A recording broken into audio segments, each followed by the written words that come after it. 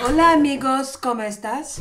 Hola la. Oh my god, I'm in a Spanish t-shirt as well. Oh my god, you are. I didn't even realise. Oh my god. What does it say? Bad todo. How is everyone doing? Big up, guys. How are we all? I can see all our beautiful, sexy, lovely, dirty mods in the chat. Come on. Yes, Bossy, how we doing? Yes, Luke, Sam, Pat Farrell, Old Bean, I love you. Big up, Old Bean. Welcome to the... He just burped, did you hear that? He just burped in my face. Why is it every time we go live, you all of a sudden want all of your mum's attention and want to be on camera? Oh, get down, big boy. You lie down there, Mr. Man. I know you love me. I know you do. How are we all doing? Hola, guapo. I just nearly responded to you saying how we all doing. I was just about to go, I'm fine. I'm fine, thanks. How are you? How are you doing, love? How are you holding up? Craig said, hey, I'm Cam Breaks. I try not to swear, but this is effing disgusting, evil scumbags. Yeah. Yes. It is absolutely disgusting, and it is not... It's not an isolated incident. No, it's not. I don't know if anyone's heard of... I think she's called Imaine Zaman. She's had a terrible experience with the GMP as well. Where are you going? Getting his blanket. Oh, he needs his blanket. Yeah, she's had a terrible experience with them as well, and there's so many different incidents. In fact, I've got a few to show you actually, because someone we know put up basically a list going back to just December just gone, of crimes that GMP have committed. And all they do every time is just refer themselves to the IOPC, and then you hear nothing else about it. It's like, have we heard anything else about Henry Novak? We've not heard anything else. Yeah, we've not heard nothing. We've heard nothing. Even the Anne Widdecombe murder, they're not really saying much about it. Do you know what I mean? Yeah. Sort of quiet. All we're sort of hearing is bits and pieces. Zero fucking transparency. Big up Graham with a 2-month membership. Come on then, Graham. Got Karma Pop in there as well. We got, am I saying that? Burmese boy. Oh, from Burma. Oh, amazing.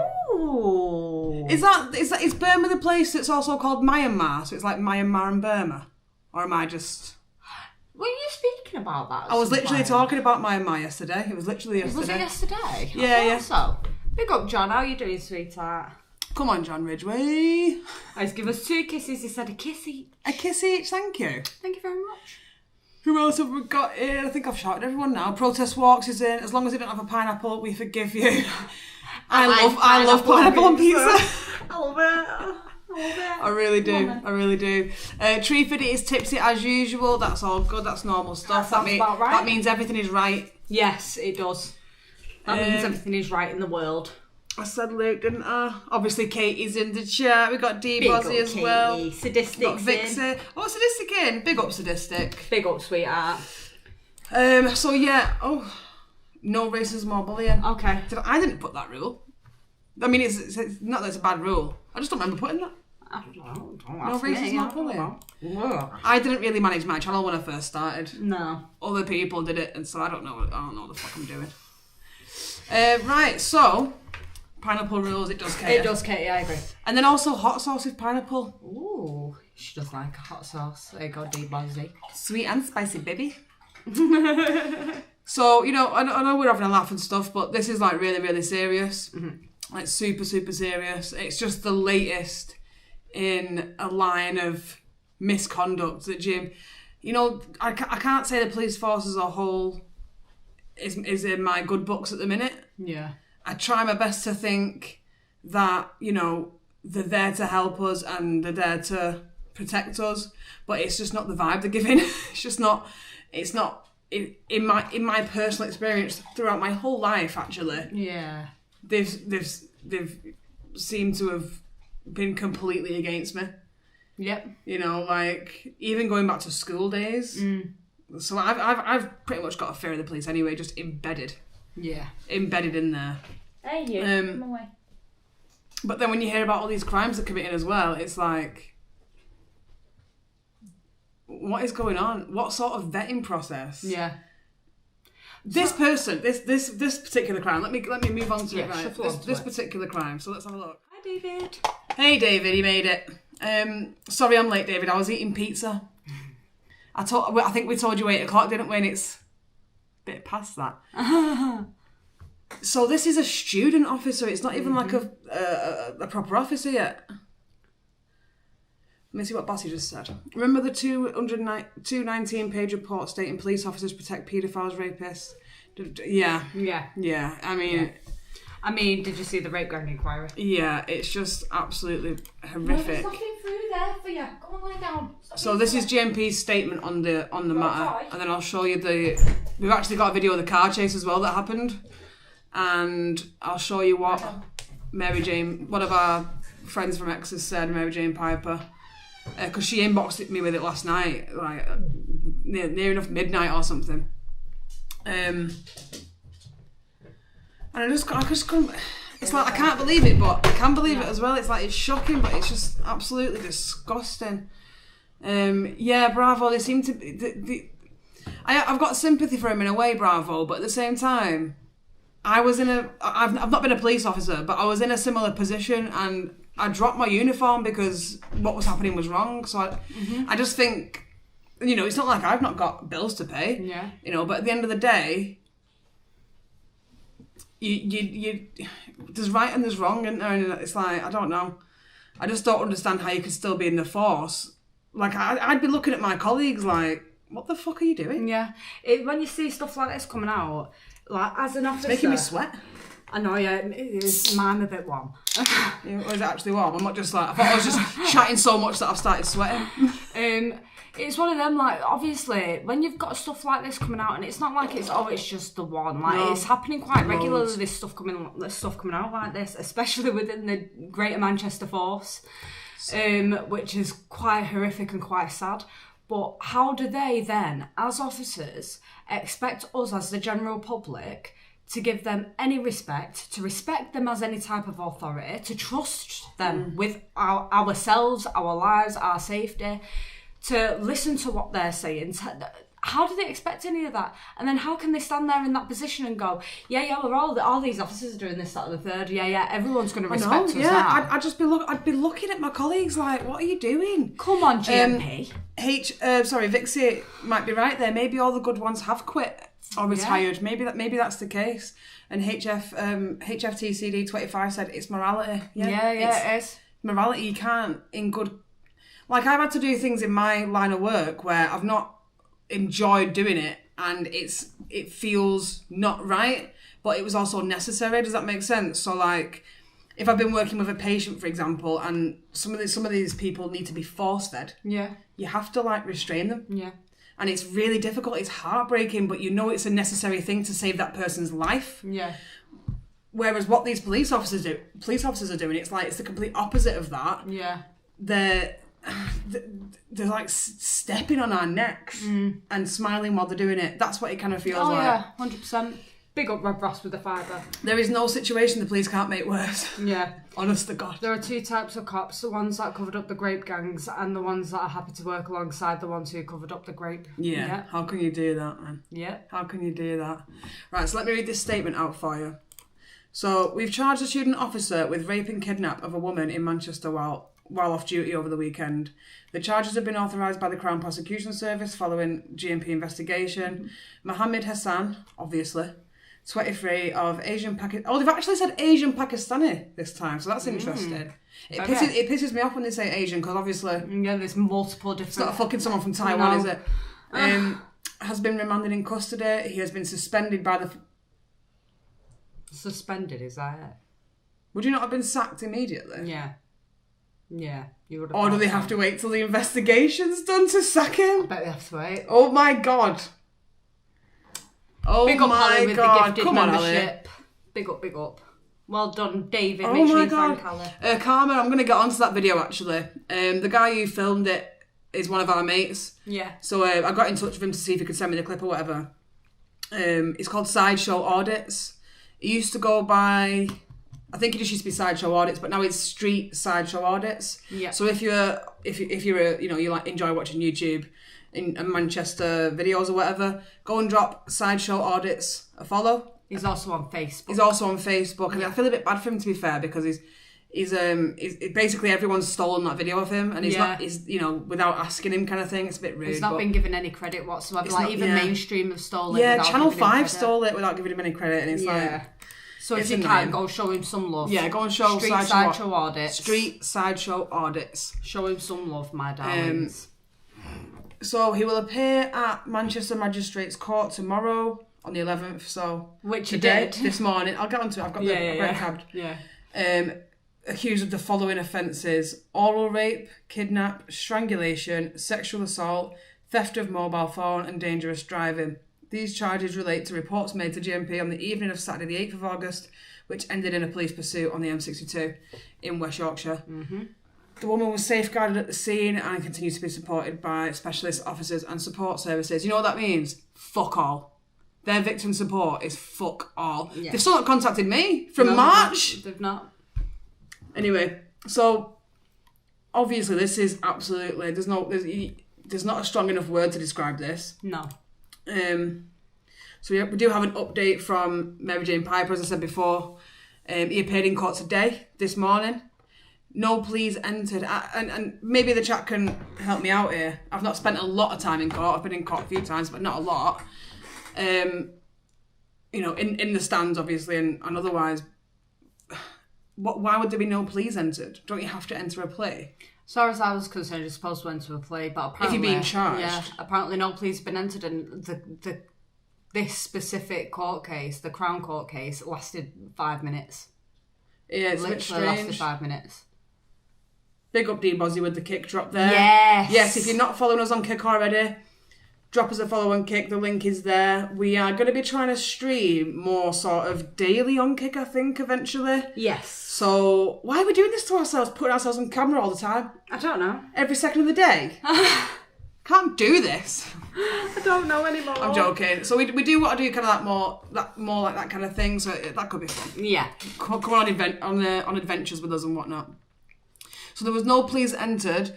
The judge remanded him in custody. The next hearing now is September, so he's going to be in custody till then. It's just like these serious cases still have to go through a short magistrates hearing first because of Section 51 of the Crime and Disorder Act 1998.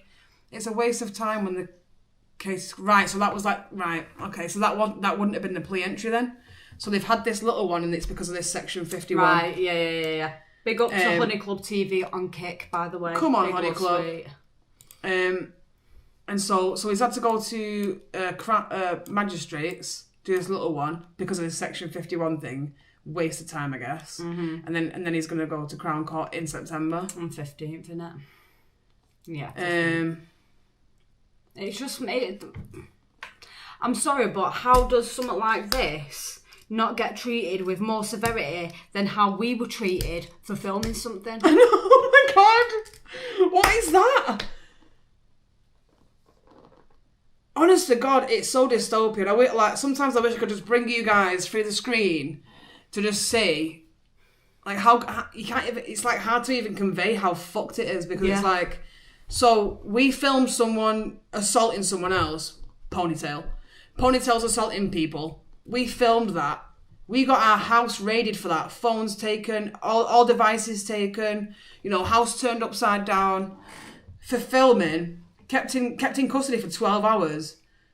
And this it's like he's been treated. This fucking disgusting, filthy foreign rapist is being treated with kid gloves. I don't understand. But I imagine if I'd have filmed him in the car chase, I'd have been arrested.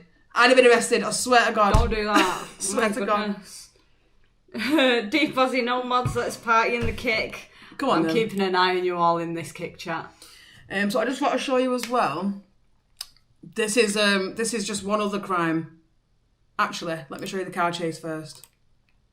So someone managed to get this. It obviously wasn't a police officer. It must have been someone literally just seeing it. Yeah. So yeah.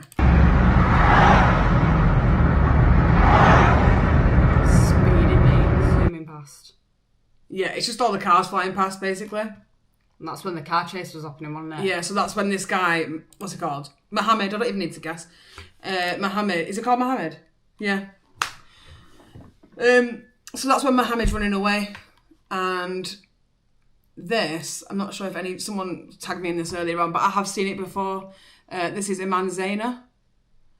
She was...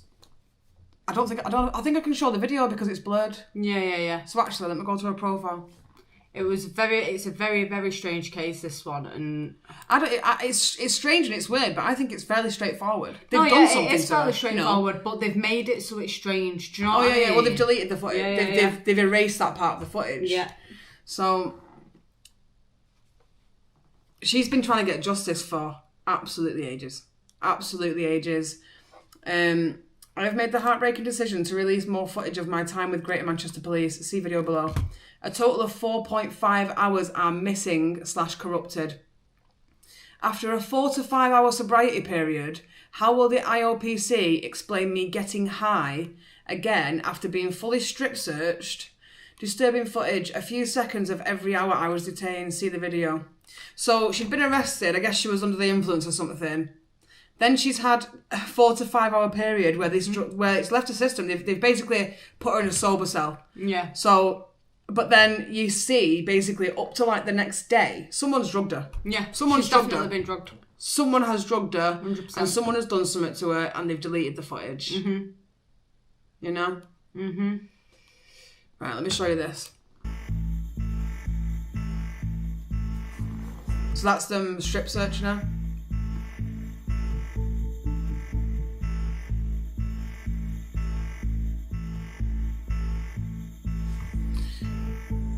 I just want to say that I don't find this to be normal.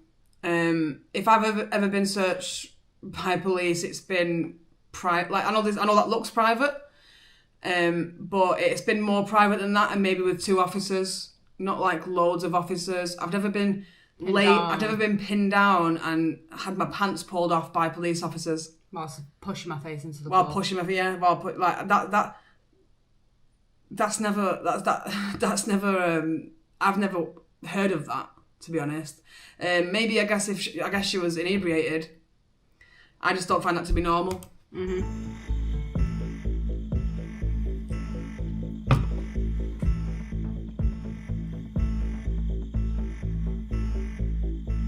Now what they're doing now is cutting off her underwear so they can search her further. I don't find that to be normal, to be honest. Maybe it is.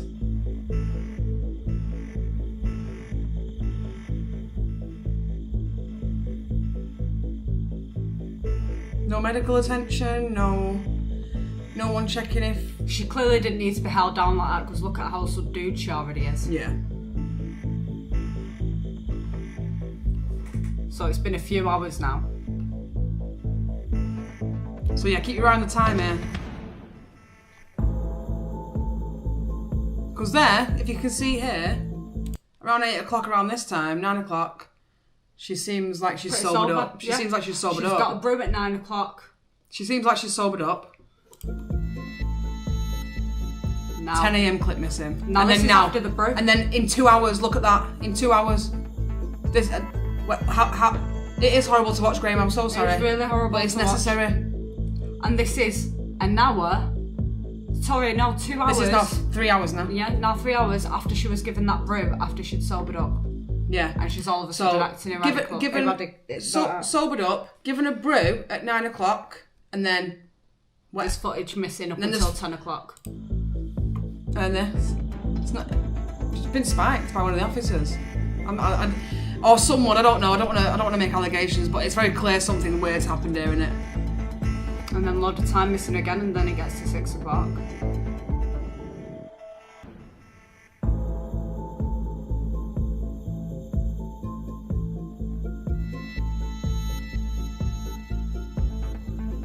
It kind of looks like she's speaking to someone at times. Yeah. But obviously she's been spiked or whatever. Yeah, Lisa, spiked, definitely. You can't look at this and go, that's normal or whatever. And then I've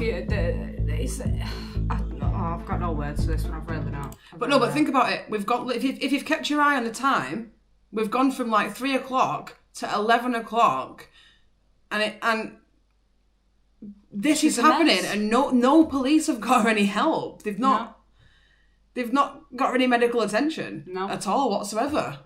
No.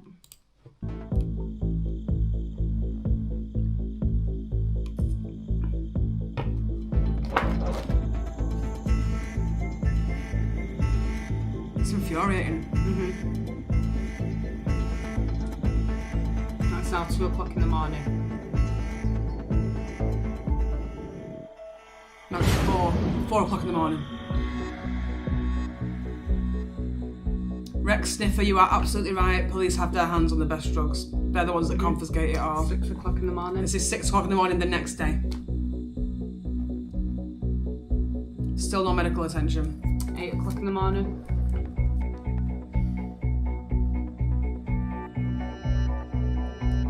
Disgusted and not shocked is a good way to describe it, Lisa.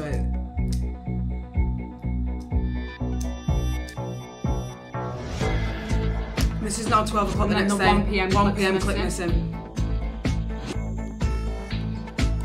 Now, if anyone's ever taken drugs in the chat, what kind of... I think she's been spiked twice because it's like 2 o'clock the next day. I think the missing footage. The missing is the footage times is when when she's getting been spiked. Or maybe assaulted as well, I don't know.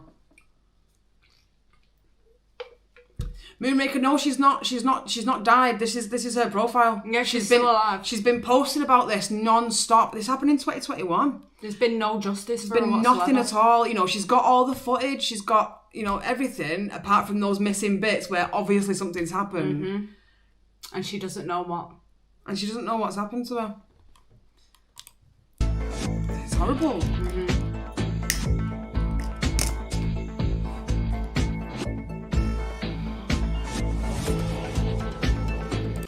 I think you can get the gist of it. I don't want to force you all to sit through the whole thing because it's not fucking great. Big up everyone who's entered the chat and kick. If you are an ex, please go and give her a follow, give her some support. You can read her full story on her profile somewhere. And yeah. I love the cover photo banner that she's got. Yeah. So I also wanted to show you guys not that. So yes, here is a list of just some of the recent things GMP have. I mean, failings might even not be a strong enough word. Recent GMP disgusting crimes, maybe. Just from the last couple of years in order, right? So it only goes back. We're only going back to September 2025, so not even a year ago, right? No. Senior officer who was involved in the tactical response to the Manchester Arena bombing faced a misconduct meeting over shortcomings in their role. I guess they fucked up there somehow. 4 officers, 2 sergeants and 2 constables are facing misconduct hearings after an IOPC investigation into discriminatory and offensive language. And it's so funny. So they'll come to your house and arrest you for a tweet, but they think they can do it. Yeah. They think they can do it. Big old Captain Benzino with a £2 who posted this vid on X. It was her, she posted it herself. It's Iman Zain. If you look above where you've posted, Rob Ross has put the link to her X there. Yes, Moonraker, I'm going to get onto that in a minute. So then on October 2025, remember it's only a few months back, really. Yeah. Oh, that's the one you've just read, October. Right, yeah, sorry. December, again, only a few months back. Former Chief Superintendent Robert Coulson barred after sending unsolicited photos of his penis and inappropriate messages to a junior officer. Again in December, multiple staff and officers sacked for key jamming, so faking keyboard activity to make it out like they're working from home. Yes, Mary Jane, I'm just reading your post now. Hey, big up Mary Jane. I'm just reading your post to the chat now. God, so they were making it look like they were working from home. So like they've either got some sort of software that makes it out like they're typing, or they've got something leaning on the keyboard. You can't even make it up. Another one, December. Major ongoing probe into officers contacting sex workers for non-policing reasons. At least 10 officers sacked so far. One contacted them 142 times. Another 81 times. Another 52 times in a single day. He was like, hey, sweetie, are you free? You can't... It's not funny. It's fucking ridiculous. Another 52 times in a single day. A sergeant contacted 34 sex workers, on 170 occasions. And that's why... Disgusting. The brothels are still allowed. Oh, yeah, and that's why the new number 10 North that is currently in the middle of being constructed is all happily and dandily being put right opposite a brothel. Not bothered, are they? In January, the IOPC criticised GMP for not properly dealing with complaints about a custody officer accused of cyber flashing and sexual touching. Action only started after the woman complained to another force. I think at this point, I've not even read the whole thing. I'm going to say at this point, it's completely reasonable if you're being arrested to resist arrest. To be fearful of arrest. To be fearful of it because you've got custody officers doing shit like this. Yeah. And again, like Emaine Zaina, you just don't know who they've not vetted. The vetting process is not. It's not what it used to be. If it exists. Yeah, and again, as officers, direct question to you. As officers, how can you stand there, GMP, and expect people not to resist and not be fearful of you and to listen to you when you've got so many dirt heads in your fucking thing like this? We don't know who they are, but you lot do. You lot actually knew when there was someone around us that shouldn't have been. Yeah, you did actually. And you had a duty of care.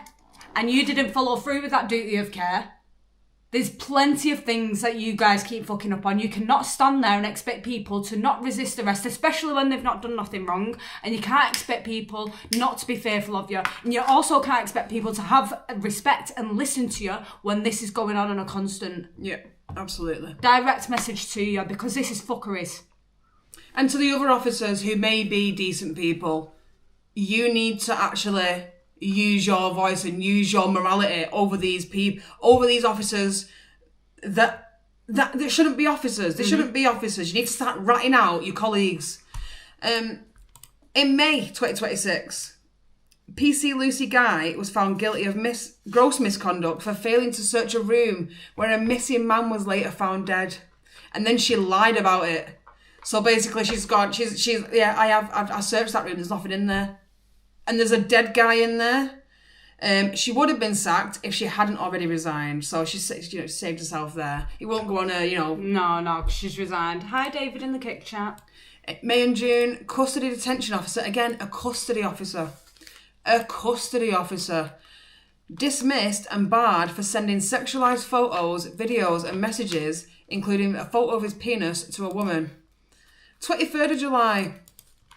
This is just July, just gone now, last month. GMP admitted this is like, oh my god. People are dying because of them. People are dying because they're not doing their jobs.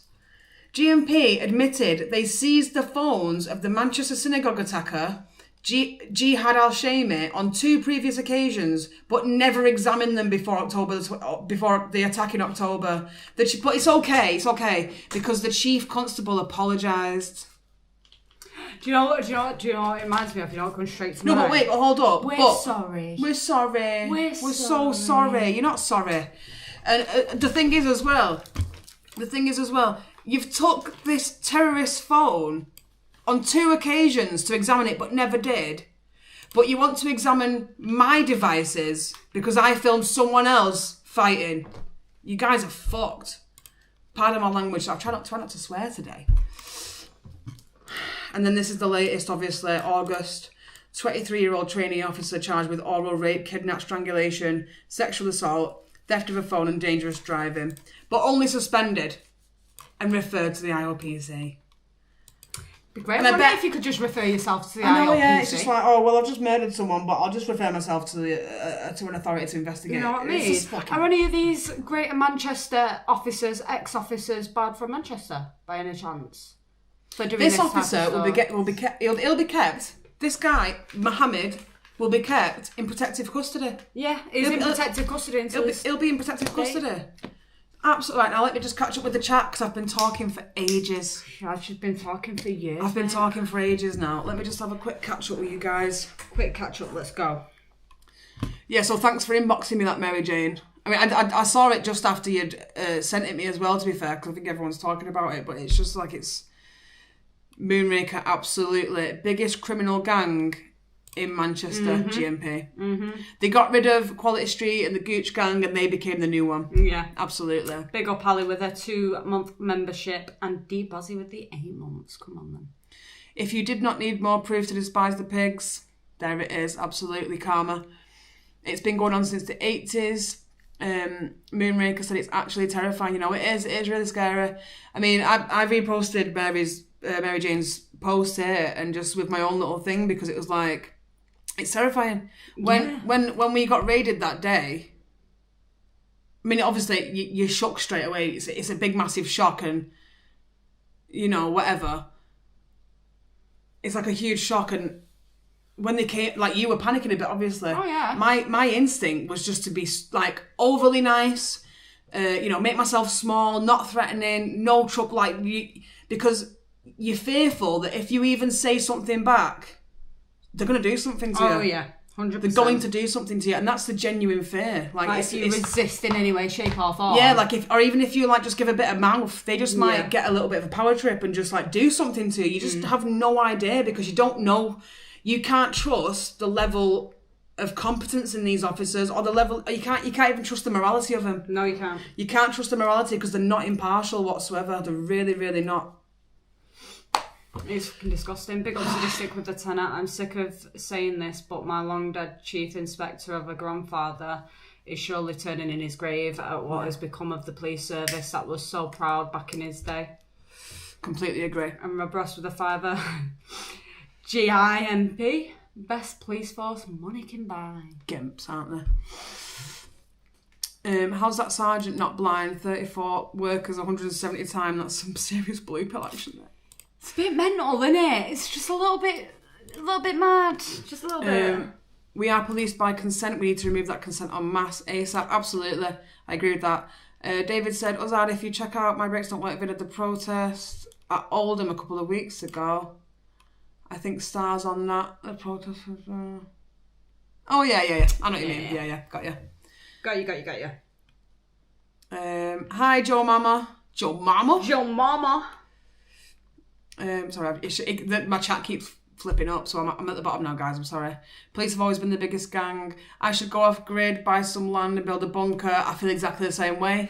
Mm-hmm. Mary said, you're welcome. Just wait till you're not alone. Thank you, Mary. I really, really appreciate it. I do, honestly. Big up, sweetheart. That's a good one. It makes my blood boil that they banned you both from Manchester. It's completely insane. It is completely insane when they're letting people with knives roam around and, you know, rapists roam around and ponytail roaming around for some reason. Yeah. For some reason he's still allowed in Manchester even though he actively assaulted someone. I was filming him assaulting someone. No. It's insane. David said, I'm ex-army and talked to ex-servicemen who became police officers and they're disgusted by the way the police have changed. This is what I'm saying. It's like, I've never actually really been... I've never even given an officer attitude unless they've been horrible to me. Yeah. It's like, do you remember like when we first started filming and we went to Altrincham? Yeah. And it was like quite a big protest or whatever. Yeah. I had Narella Ashraf, that Luke guy... Luke Burgess, Ponytail, all these people surrounded me with this. I was brand new then. I was naive, whatever. I had my little phone on my little stick like this, just filming like a little nerd. And these people surrounded me and started hitting me with sticks. That Luke Burgess got one of those 4x4 sticks and jammed it in my stomach like that, like a fucking bitch. Right into a rib. And so I pushed them away from me, literally not even bad. Just stop doing that. Yeah. And Officer 12343, Robin Wright, is that what it's called? Robin Wright, yeah. Robin Wright, fucking... Rockin' Robin. Grabbed me and was like, you're agitated and doing all this. Grabbed me from behind. The other officer that was with him grabbed me from the front, like this. By the boobies. By my tits. And then the fucking Mirror, was it the Daily Mirror or whatever? The Daily Mirror, yeah. The Daily Mirror or whatever it's called, took a picture of that and put me on the front page with my tits getting grabbed. It's like, and then made it out as if I was writing. That was mental. It's mental. I'm like, I've literally not done anything. I'm just stood there. And I was live streaming, so it was live as well. So they're even lying when there's proper evidence out there of what's going on, which is disturbing. In fact, let me find that picture. It's so funny. Put it on screen. It is funny, to be honest. We've got it on Facebook, maybe. Because I made it my profile picture for a bit, mate. I was like, well, there it is. I was like, I know I've got massive titties, yeah. But you don't grab someone by the shoulders by going like this, do you? Like, no, you don't. You don't.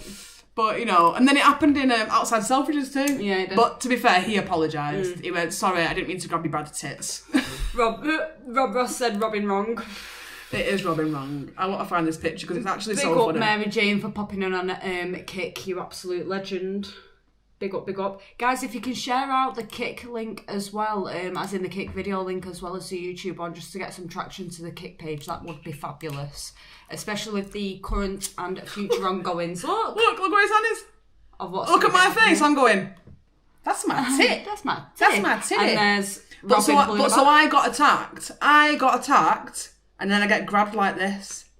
And then when it all came, because I was live streaming, when it all came out that I'd been attacked, I didn't get an apology off Mr. Robin. No, I didn't get an apology Mr. 1, 2, 3, 4. I didn't get an apology off him. He was stood there saying I was an agitator. Yeah. When I was stood still. And if you guys remember any of the OGs that were there with us that time, I was also live as well at the time because it was like my first ever live and it was at Altrincham.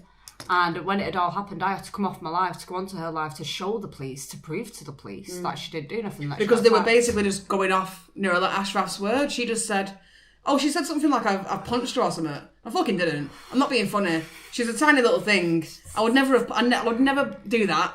She's tiny and she would break if I did that. I would never do that. Yeah.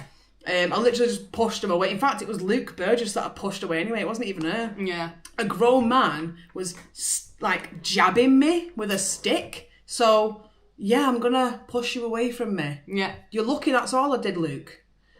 But yeah, little titty grab. Look at that boosh. I was like, look at how shocked I am. I'm like...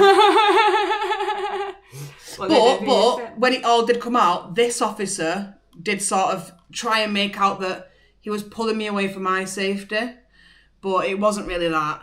They were wanting to arrest me, really, you know. Yeah, absolutely is, Karma. It is sexual assault. Oh, yeah, sexual assault. It absolutely is sexual assault. 100%. But it's one of them where it could have been accidental as well. So, I mean, I don't think you grab someone like that when you're trying to take him away, but that's just me. So maybe I'm the weirdo. Maybe. Just maybe. Only maybe, though. Man, big up Nowhere Photographer. How you doing? Hey, how you doing, Are you back in the UK now, or are you still in France? When are we going down? Mohammed groped me. You know what? I'm ready. He might have been called Mohammed as well. To be honest, I don't know. But he was more apologetic than this one. This one is horrible, to be honest with you. David said, breaks your shirt, says Vans, not hands. I know, right? Literally, like I'm not sort of some sort of kind of snowflake who's like going to be like, oh my god, like, you know what I mean? Yeah. You're back now, Nowhere, yeah. When are you next back down? Is it this weekend, or are you going back on your big trip in September?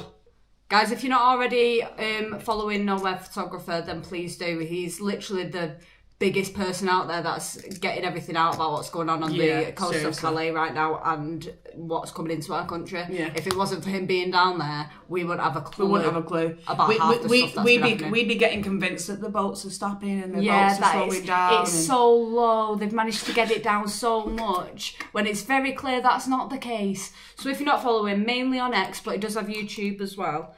But go and give him a follow and show him some love because you get to see like incredible work. Yeah, you get to see like more of his stuff on X because obviously there's more freedom to post on there. You know, like Instagram and Facebook, you sometimes get taken down. Yeah. But end of August for a month. Ooh. So are you staying down there the whole month? Or are you like back and forth and are you just staying down there? That's mental. No, you're crazy. Fucking legend. Work ethic on point though. Look at some of these comments. Cop was getting called away, but he said he had his hands full. He's got some swollen goods. Oh my god. Police were lucky, breaks went hungry. Yeah, they were. Yeah. They were lucky. Yeah. But again, it's one of them, like, I try and comply where I can because it is actually just easier to do that. Yeah. But at the same time, we shouldn't do that. We shouldn't do that because then they're getting away with it. Yeah. And they do more and more and more and more and more. Yeah. You know, so it's that. 5 weeks there. Damn. Woo, God damn. God damn. God damn. Let me get up the video of the baseball incident because I've got it here somewhere. Yeah, let us know when you're back then, nowhere, and we'll sort out with you afterwards because we'll have a passport sorted by then, so we can sort some stuff out with you when you're back. You absolute gangster. The Irish Truth's in. Hey, Irish Truth, big up. You went silent for a bit. You did. You went AWOL. AWOL. How you doing, man? How you doing? So yeah, so a lot of you have been requesting this video in here already this morning. This morning? Are you all right, love? I don't know. It's not this morning, is it? No. Hey, big up Debs with the Come on, Debs. cartel membership. Big love to you, sweetheart. So allegedly, this man had just bought a baseball bat from Sports Direct. He's come out. Sports Direct is inside, isn't it? Inside the Arndale, is it? It's not on the front. No, I think it's inside. It's inside. I think, yeah, from my recollection. I literally can't remember. I've been banned for so long, I can't remember. Yeah. So he's bought a baseball bat, which you can buy in the shop. It's about £21, I think. Mm-hmm. He's bought the baseball bat. He's come outside. We don't really know what's happened before this part. Yeah. But this officer has grabbed hold of him for having the baseball bat. And if I was him, honestly, I'd be resisting a lot more than this. A lot more than this. Can I also tell you guys something so funny? Oh my God. It's so funny. It is so funny. This is the same officer that raided our house. Where is it? Where's the video? There we are. This is the same officer that raided my house.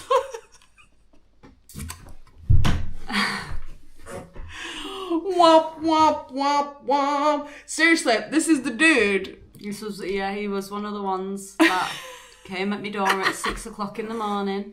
We had to beg to let me go to the toilet because I came on my period in the van. And he asked me what was the need for me to go to the toilet. 1 out of 10. Bleeding on your seat, mate. But a period doesn't come in the stages of 1 to 10. It's not like needing a wee. I'm not holding the blood in. Like, oh my God. Ay, ay, ay. So when I saw this, I went, that's that fucking officer. Yeah. Right? And so, it's a crazy video, this. Before you play it, Moonrake, loose cannon, he probably stole your under. Wait, let me see. Wait. Bottom comment. Oh, Lord. We were saying afterwards, oh my God, they did go through all our things. Yeah, they went through everything. They definitely had some certain things pop up in the face when they opened a few doors. Yeah, they turned the house upside down. It was already a mess to begin with, to be fair. I hadn't cleaned it that day. But they turned the house upside down, so they definitely saw some things that they shouldn't have been seeing. But we're going to request that's Kirk Church. Yes, it Paul is. Davidson. Yeah. We're going to be requesting the body cam footage from the arrest. Yeah, we're going to request the body cam footage from the raid because I think it'd just be really funny. Yeah. I think it'd be comical. They'll be looking through things and they'll be getting smacked in the eye with stuff. It'd just be funny. So let me play... Pink things, purple things, red things, all the good stuff. All the different things. So I'll play this clip for you now. I'll tell you, when I watched it, obviously I'm shocked watching it and I'm like, oh my God, this is what the fuck is going on. Like, what if I buy a cricket bat? Can I buy cutlery? Can I buy knives and forks at the shop? No, not anymore. It was still in its plastic wrapper. It was still in its wrapper and everything. It's alright, so... But then you see the videos of people in Birmingham having massive crowds dancing with knives in their hands. Yeah. This with them. But nothing gets done about that. You can't buy not buy legal items, but... Don't do it. If you're Hindu or Sikh or whatever and you want to carry a ceremonial knife, that's fucking fine. So let me play it for you anyway. Hey, protect yourself! Protect yourself! Protect yourself! Protect yourself! Protect yourself! That guy's saying protect yourself, I think. Get this guy clearly knows the job really Policeman out here. Like, if he was going to Hey, don't. I'm not fucking shocking. Don't cunt. Is it out of his packaging? Is it out of his packaging? Is it out of his packaging? It's in package, you idiot! It's in package, you idiot! It's in package, you idiot! You're an idiot! It's in package! It's in the package, fella. It's in the package, you idiot! Hey! It's in the package, you idiot! It's in the package, you idiot! Hey, what's the set? It's got in the package. That's Kirk. Shout out to Kirk. No, it's in the package, fella. It's in the package. No, it's in the package. And then pepper sprays him. Fucking moron, you! You stupid man. Stupid cunt, you are, mate! Package, look. On the ground. Yeah, that's what you can do! That's what It's you in the can do the package, you best! stupid That's what officer. you can do the best! It's in the In package. the package, you idiot! It's in the package. It's in the package. It's in the package, It's in fella. the package, you idiot! Hey, fella, it's in the package. It's in the package, you idiot! Don't you see? It's in the package, you idiot! Package. Hey, just have a piss on that! Have a piss on that! Yeah, don't look how many dollars you need, you fella. Shut that from this Just store! bought it. This fucking foreigner You guy! just bought it. It's in the package. You all can see it. It's in the Even package. he's calling the It's officer. in the package. It's in the package, you idiot! Yeah, go on! Yeah, of course! Yeah, of course! Yeah, the camera again! Yeah! It's in the package. Yeah! You drive forward! It's in the package. You just bought it. It's in the package, you move, No! It's in the package. Tell that. Yeah. What you doing? It's unbelievable. Because of what? Because you're obstructing an officer. What obstructing? You're obstructing the law, you idiot! The package, fella. You can see it's in the package. It's in the package, you idiot!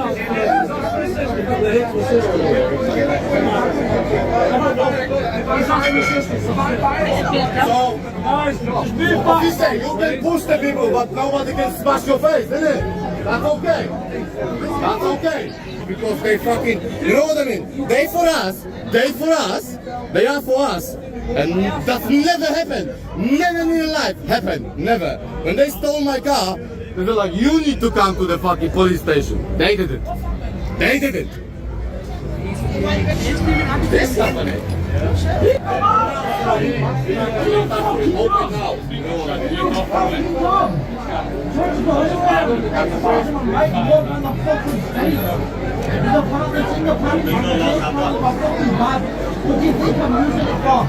Promo car.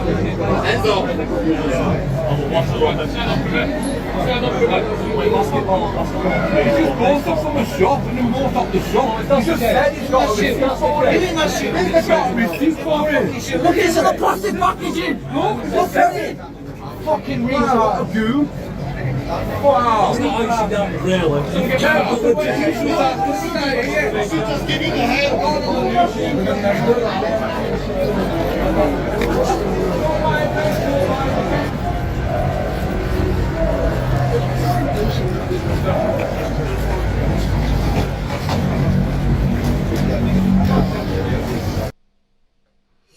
It's fucking mental. It's absolutely mental. Before we Short-ass continue, thank you, Sadistic. I did see your comment, but because the video was so loud, I didn't want to disrupt it at the same time. So thank you so much. I did just see that comment. That's why I was like, Oh, you're a little amazing. legend. Thank you. Oh, Sadistic, thank you so Thank much. you. You're a legend, man. You're a darling. Appreciate Absolute you, man. legend. Appreciate you. Thank you. But isn't this insane?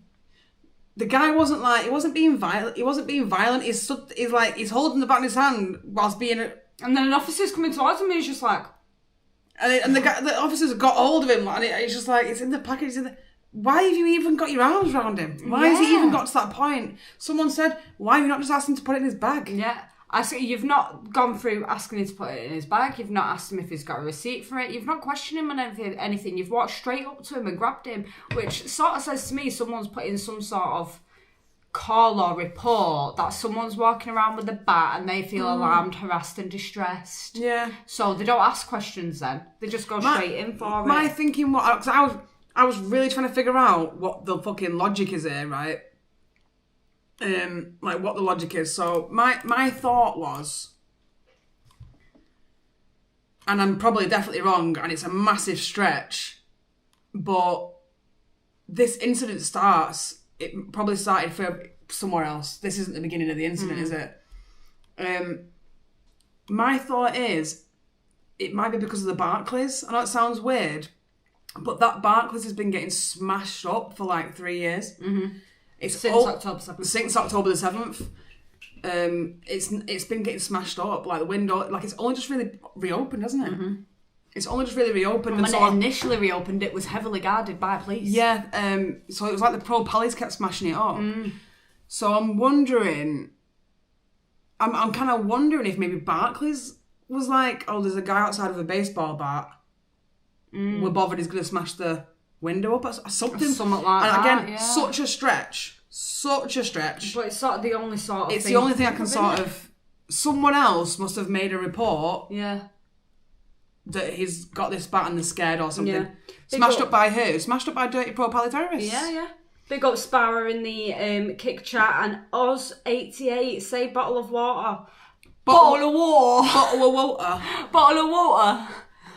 No, it depends on where you are in the UK. Mine's bottle of water. Yeah, ours is bottle of water. Bottle of water. Bottle of water. It's a bottle of water. Has he been charged? No, he's been NFA'd, and I think if we can, I don't know, I've not got the guy's contact or anything, but if we can, I want to rally around him and help him. Yeah. If we can. If anyone can sort of put us in contact or let him know where to find us so we can speak to him and stuff like that, then please do. That would be he probably, very to be honest with helpful. you, he probably don't want the trouble. Yeah. What about cheeseburger? Cheeseburger. But this was like, it was so shocking to see it. Well, first of all, I was like, oh my God, that's the officer that fucking raided my house. That's the same goddamn guy I saw at 6 o'clock in the morning. I was like, of course it's you, just following orders. Yeah. Like, of course it's just you. Yeah. But then, like, the whole thing's shocking. Then to get the pepper spray out. Yeah, he weren't even fighting back. He may have been resisting, which you would do if if you've not done anything wrong. No, but they will deem him wriggling away as resisting. Yeah. I mean, I just think he was just like, "What are you doing?" He wasn't like he didn't elbow him. Yeah, anyone else might have reacted very differently to that. Oh yeah, but that's where the thing is. Like in police terms, what he's doing is resisting, but he's not resisting with violence. He's not resisting in any alarming or distressing way. He's wriggling and trying to explain what's going on. So to then pull out pepper spray, it's mental. Absolutely when there's no immediate threat. If there was an immediate threat, he would have hit you with a baseball bat by now. Yeah, if he was going to use it, he would have used it on you. And if you were that scared of it, why didn't you take the baseball off him before you detained him? You didn't take the baseball bat off him? You didn't take it off him before you detained him. Just like that? I'll just hold that. You're detained for now. The guy wouldn't have run off. No. He seems like a very compliant young man. Do you know what I mean? Yeah. He doesn't seem like trouble whatsoever. No. And look at this guy protecting his stuff. He's like, please don't knock my mic over. Don't knock my stuff. Please. Someone said he was Japanese. I think actually when I spoke to him, he was Chinese but grew up in Scotland or something like that. Yeah, something like that. Something like that. He had a big chat with us. Because believe it or not, we was like chatting away with him. Because again, I was like trying my absolute, and you know what? I'm glad that I did now. I was acting so nice. I was basically kissing ass, right? Because I don't want to get treated badly out of fear, innit? So we're having a big conversation and stuff. And he was really, really interested in all the different auditors and stuff like that. And he was like really, really interested in it. And he said said that he works at night time sometimes with some of the auditors and things like that. And I was like, okay. But there was someone that he mentioned actually. Yes. And that person's since been banned from Manchester. Yeah. And he said, we're not going to mention the name on here, but he said he really liked watching this person's content. Really liked him. And all of a sudden. And then like really not long after. No. Banned really from not Manchester. Long after. What's his problem? That's funny, I'm sorry. That's way funny. Oh my God. Absolutely hilarious. Let me get rid of this. Bossy said either way, but this is it. You know what? Big up Andy. I got told by like this barrister guy that basically if a police officer is assaulting you, you are allowed to defend yourself. I think it's really hard to prove. Yeah. In this situation, specifically, I think you've got a right to defend yourself. Mm-hmm. You've not committed a crime. You've not done anything wrong. this man has no right to put his hands on you. I think a swift roll over like that, put the guy on the floor and say, stop it now, stop now, I think that would have been sufficient. And I think that would have been lawful. Yeah. Hey Andy, you'll have to let us know if there's anything going on in Wigan so you can meet us then, can't you? You missed us at the Pride. You missed us. Sadistic said, the officer's actions are causing more alarm and distress. Absolutely. Yeah. Absolutely. Yeah. I'd have been panicking. Well, even look at the stuff that we've just been looking at just before we showed this video. Look at even that rap sheet from September that we showed you within the GMP. Just look at that and tell me how how you wouldn't be able to defend yourself if an officer was doing something to you unlawfully, if an officer was assaulting you unlawfully. Especially if it's leading to sexual assaults. I'm sorry, but you can't sit there and get me in trouble for defending myself against an officer if I'm terrified I've not done anything wrong and they're assaulting me. Yeah, absolutely. You can't do that. John Marn said, hello, my favourite girls. I have hats for you and Ned. I will get them too. Oh, no way. I fucking love that. Big up, John. What kind of hats? I'm so curious. Oh. Have you got our email? Get in touch with us and we'll coordinate. It should be on my YouTube profile somewhere. Primus Timus said, trying to do his job. Big love guys from Tishify? Tishify. Am I saying that right? The truth is the police in the UK can do what they want. It does. Two wrongs don't make a white. Oh, God. No, two whites make a white. Being too white is wrong. Being too white in the UK is wrong. It's just, it is just two-tier. It's like, it's beyond sort of two-tier at this point. It's like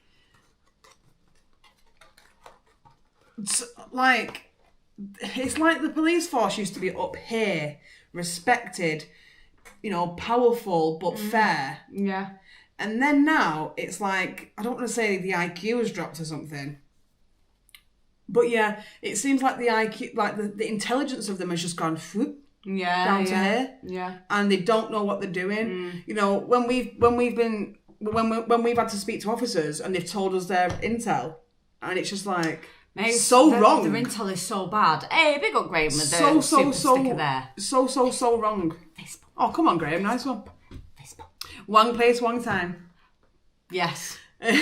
But no, it's wrong. Like, and it's mental because, we've got this one officer that's been relatively decent with us the whole time we've been doing this in Liverpool. They're absolutely lovely. Yeah, liaison officers, amazing. Not got a bad word to say about him. No. This particular one. Yeah, absolutely amazing. And she openly came up to us to let us know about some intel that they had on us within Merseyside Police. Because it was so wrong, it was funny. That's how bad it was. So she came to tell us it. She came to tell us how bad the intel was. And not only did she come up to us one time, she came up to us 2 times about the same bad intel that they still hadn't changed. And she even said on the second time, guarantee I'll have to go back and do it again, tell them again. We was in, Liverpool? Yeah. And she comes up to us and we're having a little chat or whatever, and we do get along with her. And she was saying, lovely. You'll never guess what the police intel is about you two. And we're like, what? And she was like, well, our intel says that this one is dating Ned. I'm English Ned's girl. So this is English Ned's girlfriend in their intel, and it was like, wait a minute. Hold up. But this officer's a lesbian as well, so that's why we're kind of laughing about it. she was pissing like, aside. I had to tell them, like, you do realise they go by the lesbian cartel. You do realise that, don't you? It's so funny. The Buzzy said only one that's like Santa. Yeah, it is. It's like Santa Claus. It really is. Yeah, it is. Yeah. It's like the fucking unicorn. Yeah, She's the unicorn of the police force. Yeah, she's mean. So we were like pissing ourselves laughing, and she said she had to send out like an email to like all the forces that have this intel to say no, that's not the case. These two are a couple, and English Ned's a separate with he's got his own girlfriend, his own life sort of thing, and they didn't take that information on, even though she told him that, and then they did it again the next week, and we were like, What's wrong with you, Pete? What's wrong with them? Oh, mine 349 said, I'd love to have a serious question to you both, please. Yeah. Go ahead. Ask Serious us. I'd Ask love us. to have a serious question, please. Let's go. Yeah, go for In it. English, Dad? No. Yeah. Well, Yeah, when we were allowed to speak to him again, we like told him it was like fucking hilarious. Honestly. Honestly, I was like, I can't wait until I can speak to him so I can tell him. I was kind of like, I wish you didn't update him with the intel because I could have just sort of slipped under the radar then. You know what I mean? I could have just got about. Yeah. Ned stole your missus' breaks. It's okay. If That's he takes so her, funny. I'll take Soph, and then we're all equal then. I'll ask again. Can I put a serious question to you both? Yes. I said you could. We said yes. Mine 349. I said We said yes. I said you could ask us a serious question. Ask us a serious question. We're Deb waiting. said, anyone else having problems connecting to the chat? Yeah. It's happening on our end as well. My It's chat something keeps- to do with YouTube. My chat keeps disconnected. I don't know what that's about. YouTube has been having issues all day. It's been doing it with comments on videos a lot. So it's not you guys, it's not us. It is legitimately YouTube. It's having a meltdown today. Yeah. A massive one. I'm waiting for this question. I'm waiting for the Mine question. 349. I'm waiting for this question. Mine? You said it was serious. Mine? Shocks me. Yeah, mine keeps freezing too, Primus Timus. I think it's just YouTube being silly, or it doesn't like what we're talking about. Oh. Just occasionally, like when we were talking about the rape gangs earlier, when it first came out. The YouTube kept cutting us off them. So sometimes if it doesn't like what we're saying, it'll start being a little whatever. Yeah. Bitch about it. We are all waiting, Irish Truth. We're all waiting for this question. We are. Serious question alert. Where is it? Nerd alert. Serious question. Where Where have you gone, mine? I'm fucking waiting for this question. I know, yeah. Come on. Where's this question? What a question at? What a white woman at? Where the white women at? Stop No, it. seriously. No, for real. I'm not joking. They're not doing it. They're not giving us the question. Yes, pineapple belongs on pizza. Yeah, Yeah, you know. I agree, I Zad. I fucking agree. love pineapple on pizza. It is I will excellent. check my chat now, my darlings. 1 second. Check mod chat, why? I'm going to have a look now. Find Scared. out.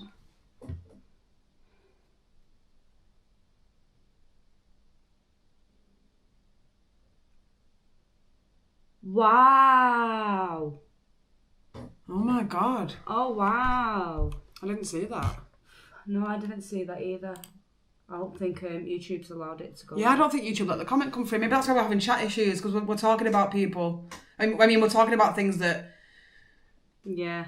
you know, I'm so the sorry, establishment Mine. doesn't like. Mine, I'm really sorry to hear really that. sorry that's happened to you, but again, it's clearly an issue within the force. And I mean, when you've got things like the Rochdale gangs, the Rotherham gangs, and all those type of things that are happening, and it's very evident and there's proof of police officers being involved, how can you not, how can somebody not fathom that they'll just go out of the way to do these type of things anyway, regardless of whether there's gangs involved or not? Because they get treated completely different to anyone who's not a police officer by the force. They really, really do. And I'm really, really sorry that's happened to you, Mine. I really am. Yeah. I'm not going to say it aloud on here because I don't know if you want that publicised or not. Yeah. But What I will say, I've not had that same experience, but I know about that particular app. Yeah. From back in the day. It was a really creepy app, actually, thinking back on it, especially how young I was. See you later, David. I'll see you, David. Evening, Raymond. Performance anxiety for sure, because everyone is watching and waiting. Yeah, where's the question? Oh wait, I hear you, but the police was amazing back in the day. Yeah, absolutely. What's that? Maybe the question's not coming through. I don't know. So I was about to show you this. There's basically, oh my god, there's been so many murders and fucking rapes over the past few days. I don't think I can show you the video because I think you do actually see the arm in it, don't you? What am I looking at? No, I was just checking it out. I think you do see the arm in the video, so I'm not sure if I can show that video. What do you think? I hear you, but police was amazing back in the day.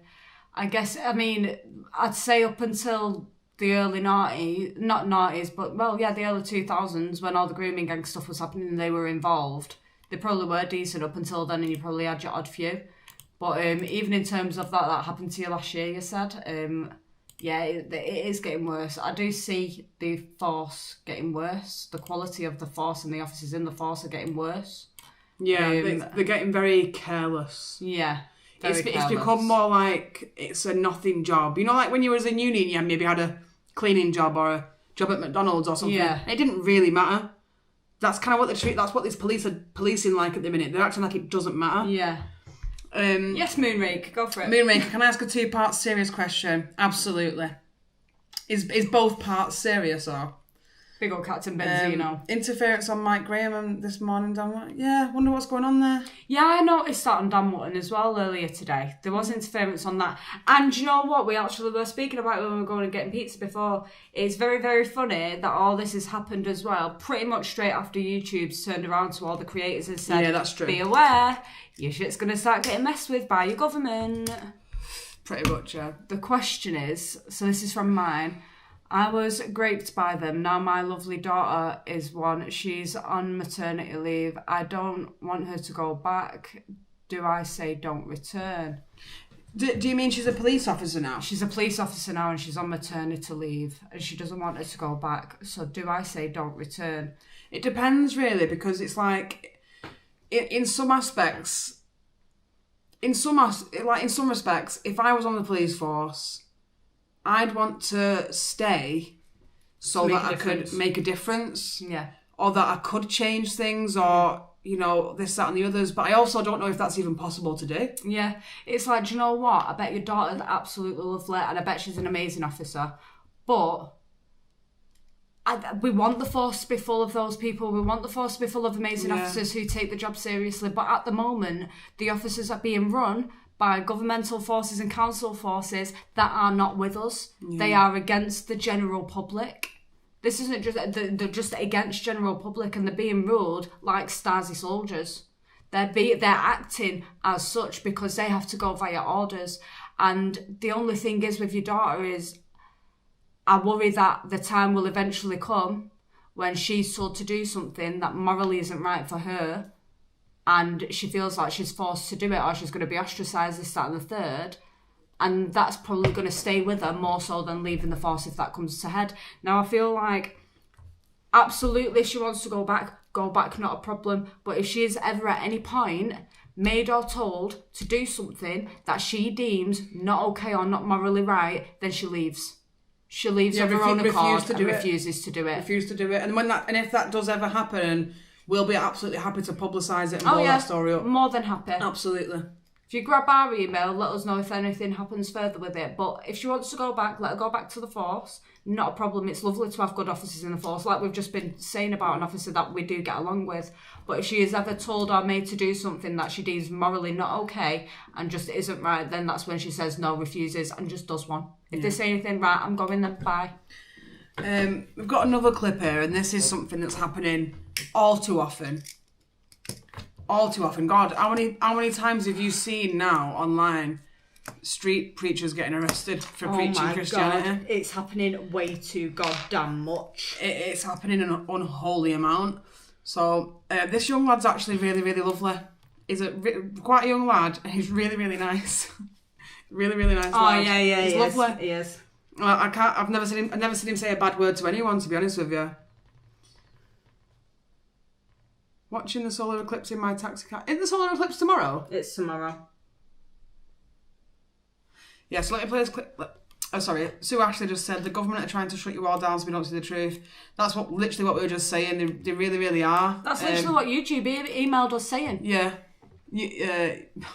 Basically, YouTube has said your videos aren't going to be getting pushed out anymore. We're going to start pushing like BBC and fucking Mirror and all them. We've been told we have to push your stuff down in the algorithm, which also means stuff like issues with chats, issues with connections, all that type of stuff. My messages are being blocked now for real. I'm sorry, Karma. Sorry, Karma Sweet. Let me play this for you anyway, right? It's in the section 5 of the correct, okay? Section 5 public order preaching. It's not distressed, okay? So you got anything to say about your race? That's So you got anything to say about your race? Jesus Christ died on the cross for your sins, was buried, and after 3 days later was raised back to life. I want to let you all know today that the reason why I'm being arrested is because I'm preaching the name of Jesus. The reason why I'm being arrested is You're only being notified when you're engaging with the I'd just like to point out, Muslim people don't get arrested when they're praying in the street. No, they don't. When they're lining up. Has anyone ever been to, like, the Arndale near Christmas time? They've not done it so much anymore because the Christmas markets are now down there. Yeah. But when they had the Christmas markets on Albert Square, on that way, and it was just there, in front of the town hall, down on Market Street, underneath the cover, where the Arndale is, and Boots is, down that way, you used to have, oh my God, rows and rows and rows and rows and rows of Muslims. Hordes of them. On the fucking faces, praying on the floor. Yeah. And it's like, it's Christmas, number one. Number two, it's a public area. Number three, no one can get past. Yeah. Number four, no one's comfortable with that. Yeah. It does alarm people. It does alarm and distress. Yeah. Because we've had many terror attacks in Manchester alone. In Big Manchester love alone. to your mind. Big love. Yeah, we've had more than enough terror attacks in Manchester alone. And not just that. Not even just terror attacks, but attacks in general. Physical attacks, sexual attacks. Stabbings. All by people who believe in Islam. Now, I'm not going to turn around and say it's every individual Muslim. Because... No, but when they're doing that, it's an act of domination. Yeah, no, well, that's what I was going to say. And intimidation. That's what I was going to say. Now, Muslims are not supposed to pray anywhere but in a mosque or in a private space. They are not supposed to be praying in public by their own laws, by their own rule, unless it is an act of dominance. Unless there's nowhere else to pray as well. Yeah. But there's literally a fucking prayer room in the Arndale. The Islamist stalls in Manchester literally attack us for recording. Yeah, they do. Honest to God, even if you're just walking past filming, they're like, "What are you filming for? What are you filming for?" What was the video that happened before outside the number 10 North? That officer. Oh my God! And it was wrong information as well. Really, really bad. Trying to basically say you'll get arrested for filming outside and taking pictures outside the new number 10 North. Ridiculous. If I was that policewoman, I would not be putting your life in danger because some dick has a knife in your child. Yeah, true. The UK and Ireland are coming very close to breaking point. It's going to explode. Does feel that way. It feels that way. Is that the same guy? I think he said something vague about sitting next to a pride march. Even if he did, it's like that. He's preaching from the Bible, and it's like if people are gonna get offended about it, it's just ridiculous. Yeah. You know, I've been around many Christian preachers. When I'm in Manchester, there's one on every single corner, and they're all lovely. Not one of them has ever said to me, "You're a fucking abomination" or something like that. They pretty much. It's like, what is it? Do unto others as I've done unto you. That thing. They pretty much are like that. And Mary T said the Islamist stalls on Manchester literally attacked us for recording. That's what I said. Yeah. I just said that. Sorry, my brain went blank. My brain don't work. My brain don't work. London being taken over, it's not praying, it's showing dominance. Yeah, it's absolutely showing dominance. When you've got them in mass praying in a public area in a land that isn't Islamic and isn't an Islamic lord land, it's as a sign of dominance, and it says it in their own book. That's what they're to do en masse, to show signs of dominance. Otherwise, you don't do that. It is against the law of your book to do that. I got another clip for you, and this is like, oh right, sad actually. Why do I always bring you bad news? I'm so sorry. The UK is falling, I'm sorry. It's the only news we have. The UK is falling. It's the only news we have. I'm going to try, right? That and giant dinghies. I'm going to fucking hell. Super dinghies. A fucking mega dinghies. Did you know, just for satire purposes, did you know that China is working with Morocco and France to build a super mega dinghy that attaches from Calais to what is it? You're joking? Yeah, I'm joking. All right. I was like, what? Someone put a post about it before, right, on X, basically saying that China's working with Morocco and France to put a dinghy bridge that connects from Calais to Dover, so they can just come straight across. Proper made me laugh. They put it as if it was a proper news thing, but it was just satire. It was great. what I'm gonna try and do is going forward, because there's a lot of bad news. It's a lot of bad news, and it's stressful. So I think what I'm gonna try and do going forward is I'm gonna give you the bad news, but I'm gonna try and end on something funny or something good, something that might give you a bit of hope. Yeah. That's gonna be really hard for me to find, but I'll fucking try. We'll try. Yes, we are Moonraker, unfortunately, until October at the minute. But we got told it wouldn't be that long, whatever. You know, whatever. It is what it is. So this is a young girl. So God, it's heartbreaking. This is a young girl who's obviously homeless or something. We'll watch the video in a minute and you'll see for yourself. But you've got a young girl like this out on the streets while we're housing asylum seekers in HMOs, in social housing, in hotels. It's minging. And you've got this young girl on the street. Honestly, I was crying my eyes out when I saw this. It fucking broke me. This. All has captioned it. I will fight every solitary day to stop young girls like this being abused and forced to have sex with strangers to pay for a drug habit. It is so wrong that any young British person should live like this. It literally breaks my heart. A government's responsibility is to protect its people. This child is one of our people. She should be treated with dignity and compassion, not forgotten and left to die in our streets. It's a disgrace. So, Don't you think I've not asked for them? Don't do fuck all. So why do you want money for? Or something to eat. No, it is. Okay, I'll grab you something to eat then. And that's about it? Come, I'll get you something to Oh, eat. it's for drugs then. Yes. You shouldn't say that. What do you want me to say? Because you've just told me you'll get me food. And I still need money. It doesn't fix the problem, does it? So how are you expecting me to pay for your thing? Obviously, I'm not expecting you to pay for it. This is why I didn't want to tell you what it was for. I'll get you a drink, whatever you want. I'll get you food. I know you want to get me drinking and whatever I want. But I'm still going to feel like shit. I'm not going to be able to eat until I've had that. That's why I want it. You're too young, man. You shouldn't do that. I know. Look at you, how young you are. Huh? I know I shouldn't do this. It's never too late. It's never too late. You can always, I know I haven't been, but you can always go to rehab. Oh, well, if you've got people to go, and I've tried. You try and get them to put me in fucking rehab, they don't do it. Fucking sick of it. Tell me what's wrong with you, just tell me I can speak to you. I shouldn't do it, man. Yeah, it's fine. Just, you don't need to cry. No, it's not for that, I'm not crying for that. I know you don't. Don't you think I want to go in rehab? Don't you think I've not asked for them? Don't do fuck all. Did you ask for rehab? I've asked them. How am I supposed to go to rehab when I can't pay for it, I can't afford it. Literally. I can't afford it and they won't put you in it. They won't? No. Alright, no worries. Look after yourself. I'll see you around, yeah?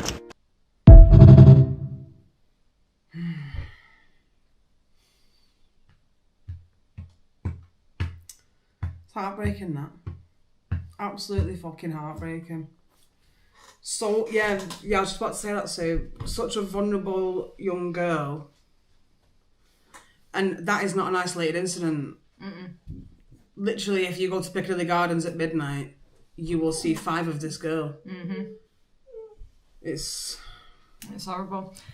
Mine's go on. I was going to say, mine just said, I love how you treat your dogs with hugs and kisses and blankets. I didn't save my American boy. I was just about to read mine if I come in.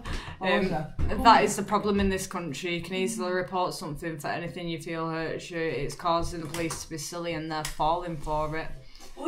Kate said, my neighbour reports the kids in my avenue, including my kids, for calling him Uncle Fester and a beano. It's heartbreaking, it's horrible, and what's horrible is she's not wrong in what she's saying. They won't help. They're too busy funding and helping people who are coming over on boats out of nowhere than they are to help our own that need the help. She's clearly saying she will go to rehab. She wants to go to rehab if they'll give it to her. She doesn't have the money to go anywhere private, but they're not going to give it to her.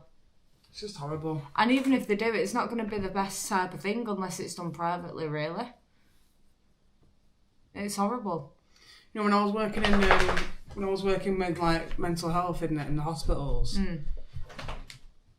it really isn't. There really isn't help. There wasn't like, you know, I think people imagine that there's like a mental health ward, and you know they're getting they're getting help from people and stuff like that, but it isn't the case at all. You've got like, there's addicts, there's all different type of people with like disorders, psychiatric, and you know, things. Excuse me. He wants to go to bed. He doesn't. He wants the pizza. Oh, is that You're what he not having wants? the pizza. Go and get on the couch. No pizza for you. Go. I'll bring you a toy. Look at shit, mate. I'll bring you your woolly toys that you got from Ross. It's yeah. When I was working with mental health patients, they didn't really have help. Like, I was there as enhanced security to make sure they didn't hurt themselves and things like that. Go. I was just there to make sure they didn't hurt themselves or other people and things like that, and also to be like, I think I was a little bit different when I did it because, well, number one, I was like one of the few English ones on the team. To be fair, we had one Scottish person who turned out to be a paedophile. By the way, one of the paedophile hunters caught him. Yeah, I remember that. And he was working. It's honestly, I get every time I talk about that, I get really bad like goosebumps and just feel sick to my stomach because he was always asking to work in the children's ward. I worked in the children's ward. He was always asking to work in the children's ward. Yeah, it was night shifts. Yeah, where there's a skeleton staff and they're with enhanced security. You're with this person whilst they're in a bed on your own. Yeah. And it just like makes my skin fucking crawl. And there was one girl in particular, I won't say her name obviously, who was really, really poor. You know the one who bought me the bed? Yeah. She was like, I know, she was she had such a fucking really, really, and she was I think she was Pakistani descent actually.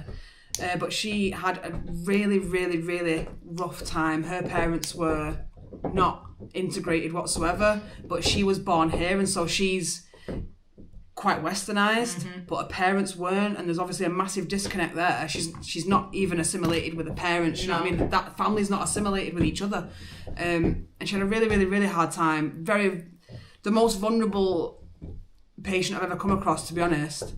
And this guy was there a lot with her, and it just makes me think, oh my god. Yeah, it's probably traumatized her even more. And he was one of the people that would be, you know, doing what I was doing, which was a really, really hard job. Realistically, hands-on, and really I found it tough emotionally because it's children, do you know what I mean? It's kids who really, really need help, and this poor girl, man. I mean, I was going to say I was a bit different in my job because I interacted with the patients and things like that and became a bit like, not a friend, but I was friendly. And so I was put in the children's ward, or I was put with the most vulnerable ones. Whereas all the other ones, apart from the Scottish dude, I guess, there was one other English guy as well, actually. They would just sit and in silence and not, you know, like not interact with the patients at all. Really, they just sit there. But there was a lot of failings in there. Like so many failings. Like especially in A&E when they had mental health come in, like they had safe rooms and things like that. But people were very. It's if you want to hurt yourself, it's very easy. You can. Oh yeah. You know. Yeah. There was a case, obviously we won't go on detail today because it's YouTube, but there was a point where, well, she basically ended up saving, I think it was that girl actually, ended up saving her life while the other security guards stood there not doing the job, which they were supposed to be doing because she was a high-risk patient, and allowed her to go into it pissed me off, that's so bad. Secure toilet space on her own with stuff that she could do stuff to herself with. To explain it a little bit better, this person was high risk of hurting themselves. And they used to do things like smash their heads off walls and things like that. Anything they could find, they would hurt themselves with it. And we had sort of special bathrooms that didn't lock and things like that, so that, you know, if something was happening, we could get in easily and help. But this particular guard, Somalian,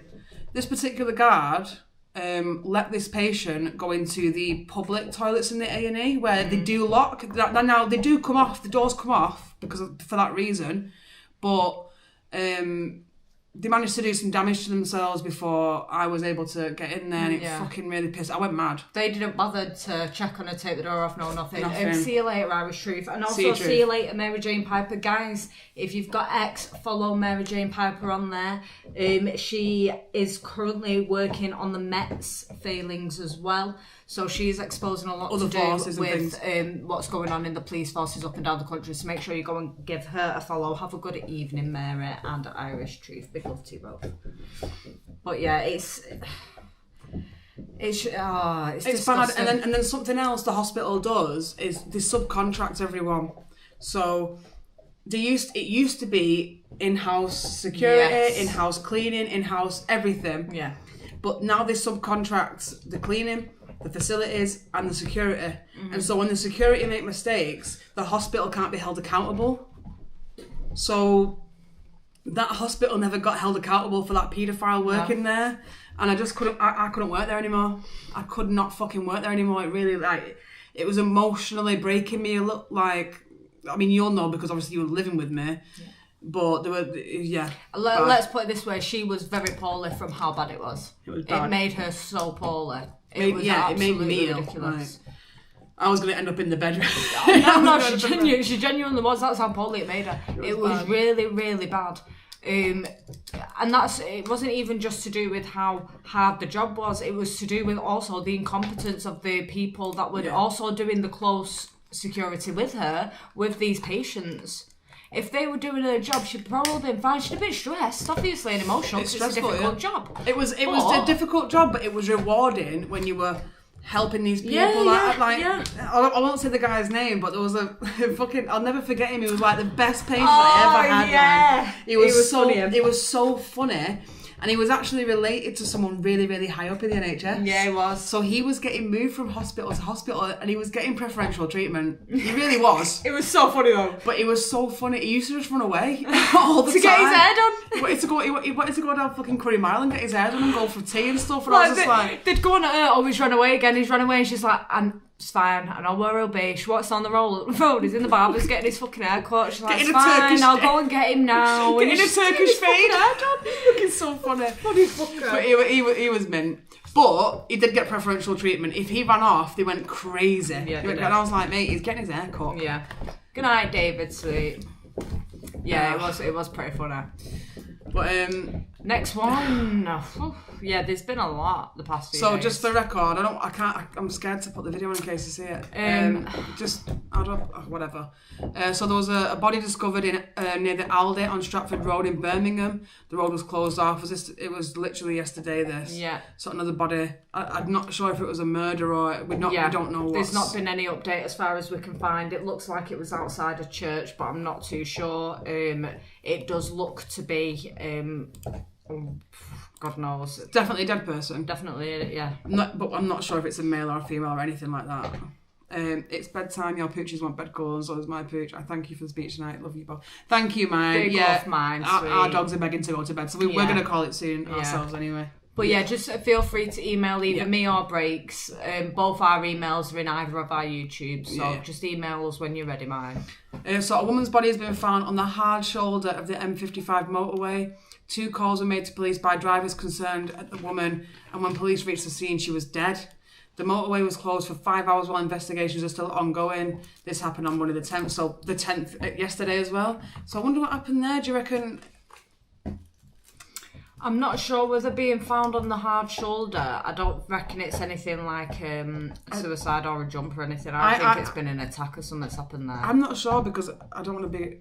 I don't want to speculate, and again, obviously, we've not got the information, so anything we do say is just alleged and our opinion of what we think might have happened. Yeah, I mean, the hard shoulder is just that bit. Yeah. So, I mean, yeah, possibly, but... There's the hard shoulder. Yeah.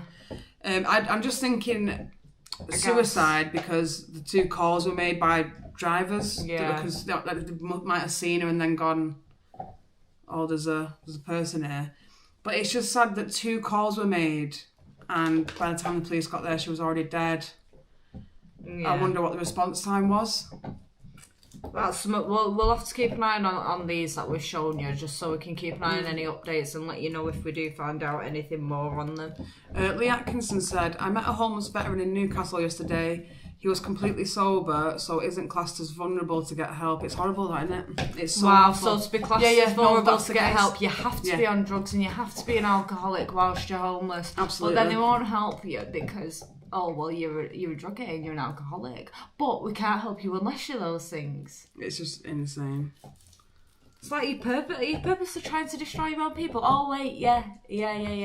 That's your active goal. We fed him and spent a while with him, but does anyone know what else we can do? Several veteran charities are aware. He served in Iraq and Afghanistan, and the migrants have stolen from him while sleeping. Oh my God. Is there I don't even want to say it because I know that they're supporting what's going on with the migrants in Calais at the minute. But Salvation Army do have, they usually have hostels. I think they shot them all. They've shot a lot of them, but that might have been just Greater Manchester, I guess. Maybe they shot them.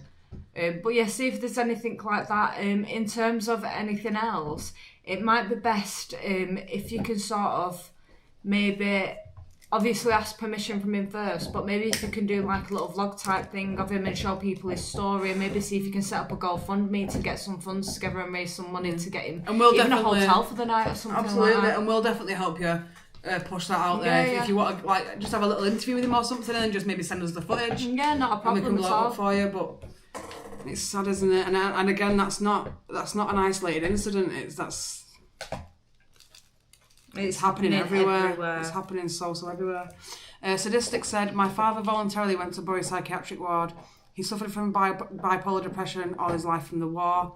They changed his meds and let him out to visit mum, and he gassed himself in the car. Oh my God, I'm so sorry, Sadistic. See, this is the... Do you know what, Sadistic? I'm sorry.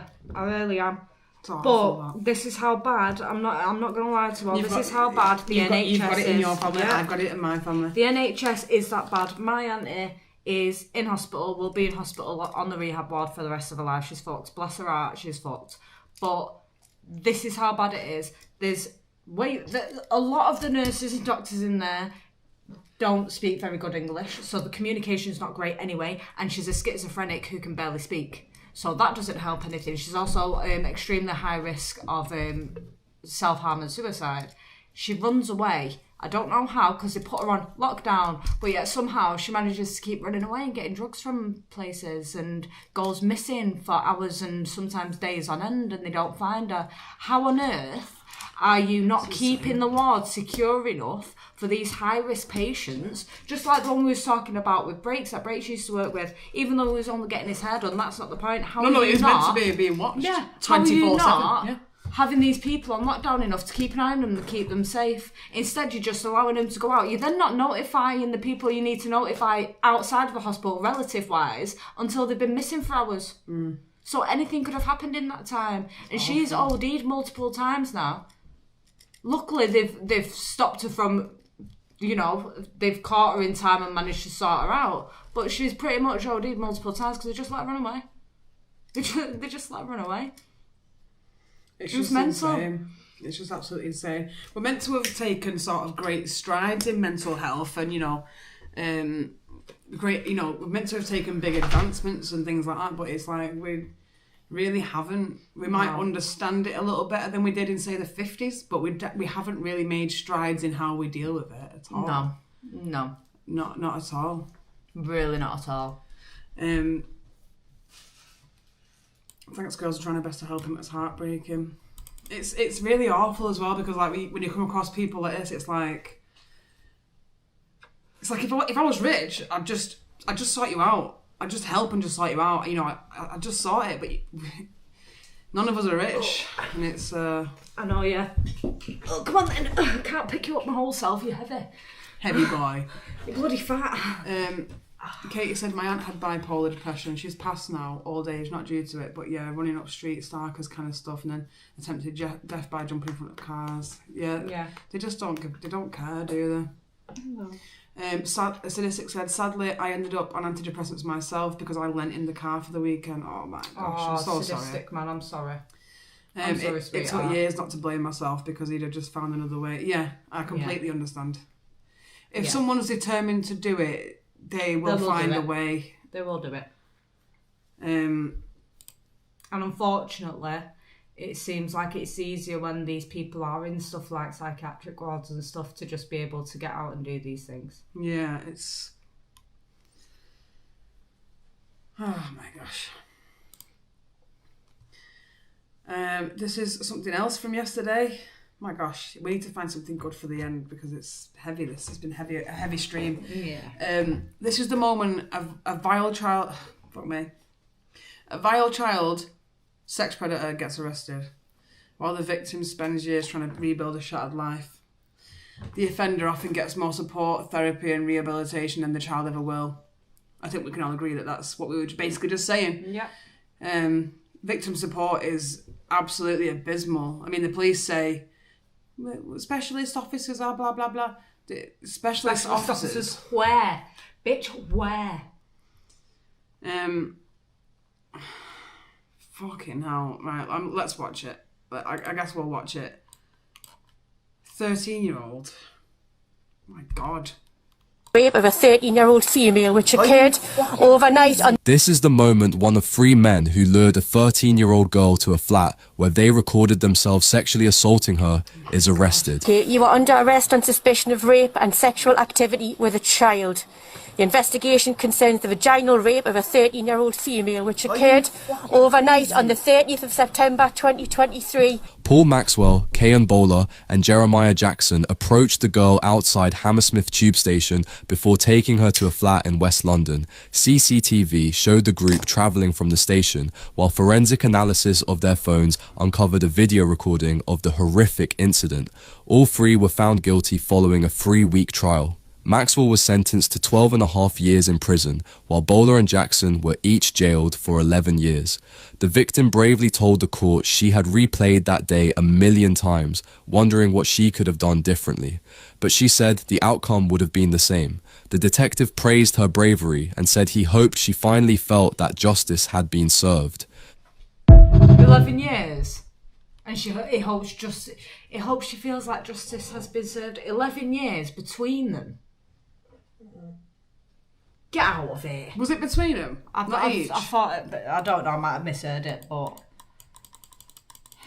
it's just, I'm sorry, but no. Maxwell was sentenced to 12.5 years and the others were jailed for 11 years each. Either way, still not enough. I'm sorry, but that's not justice served in my eyes. And then they filmed it as well. And then they filmed it.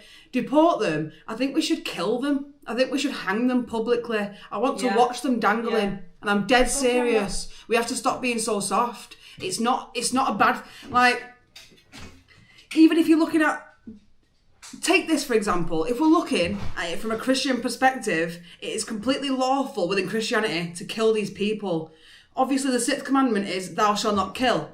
But that's talking about unlawful killing. There is such a thing as lawful killing. These people who do these things need to be hung publicly so that any other person who does it knows what's going to happen to them. Otherwise, they're going to just keep doing it. Oh my gosh.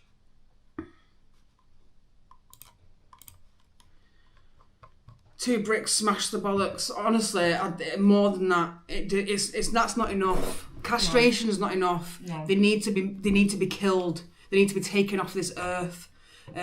We are overpopulated. Sorry, I'm covered in dog hair. I do apologise. Rope is cheap. And you know what? You could charge tickets to watch them hang. And I bet you'd make them... Hey, it used to be a family day out. It'd be a family day out. I'm not even joking. These people need to be killed. If you rape a child, you need to be killed. And I don't care if that sounds harsh. It's not enough giving him a life sentence. It's not enough sending that child's got a life sentence. Yeah. That child's got a life sentence of trauma while these people are getting to be kept protected in a prison. I don't think so. I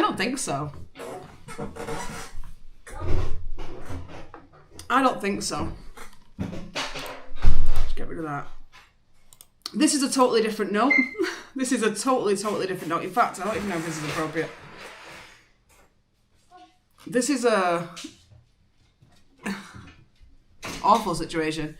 This is a person who is I guess not a whistleblower, but she's sort of speaking out against how trans ideology is sort of it's ruined her life and it's ruined her children's lives basically. So she was married to a man, and at some point he's come out as trans.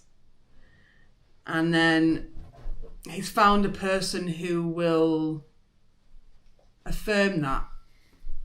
Yeah. And then basically left his wife and kids for this other trans person. And the kids have had to keep seeing this trans person, the father, who now identifies as the mother, which is just fucking insane. The school was even calling the father the mother in front of the children.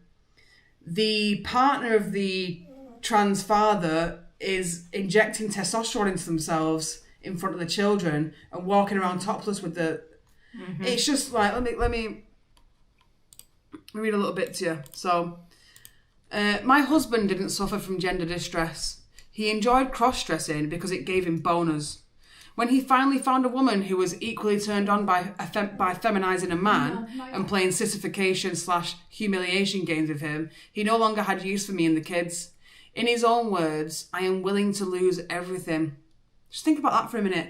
You're willing to lose everything over your fetish or your little kink that you got going on. He never considered that it was his kids losing everything. What's his problem? Let's go to bed.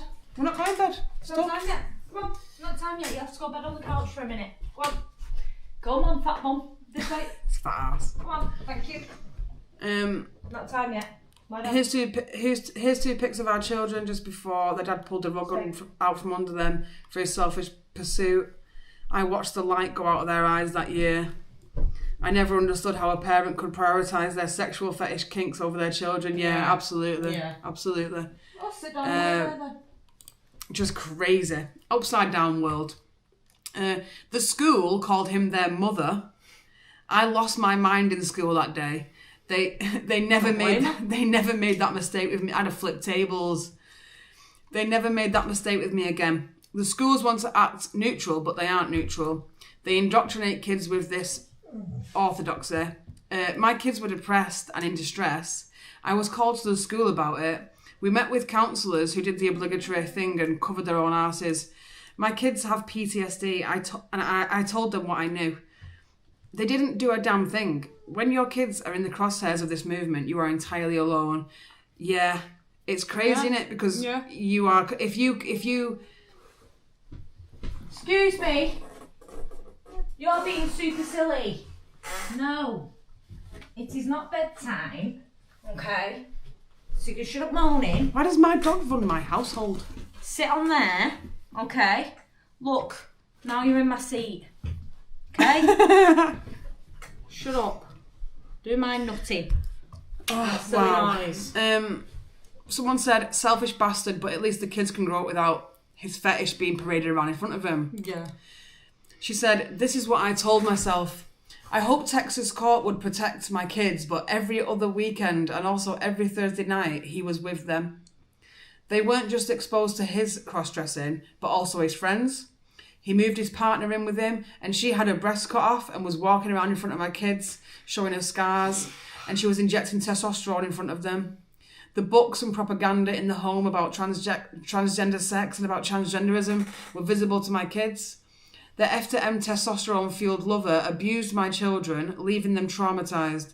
My daughter still struggles with it because she wanted to save her brother from the abuse. No adult, she told, would help.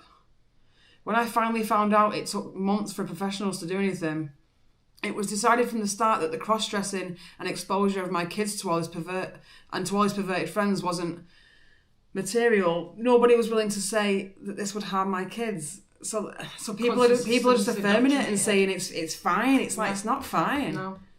That is not okay. No.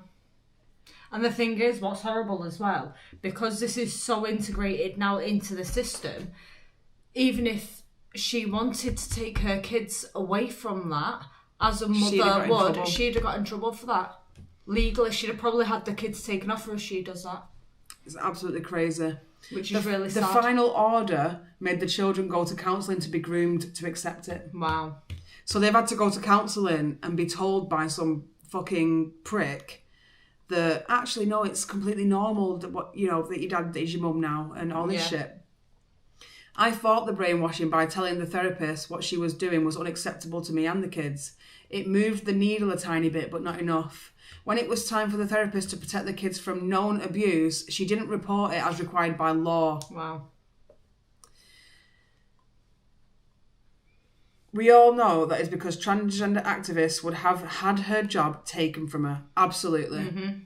I had her deposed by lawyers later and she admitted she should have called CPS to report the abuse. She's probably terrified. She's probably terrified. She also admitted... I mean, that doesn't matter. No. It doesn't matter if terrified. I'm sorry, but... So, carry on reading it before I say what She also admitted my children suffered psychologically because of their father's cross-dressing in front of them. Of course they would. Why would a therapist not recognise that straight away?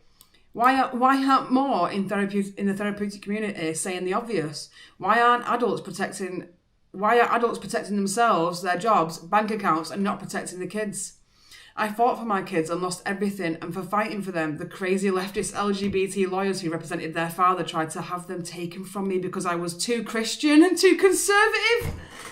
To co-parent with a trans woman. Oh, I just think leave the country. Do you know what? I'm not being funny, right? But since when did we get to a point where transgender rights come before children's rights? Caring about not being a racist and not being transphobic and not being Islamophobic overrid children's rights and children's safety?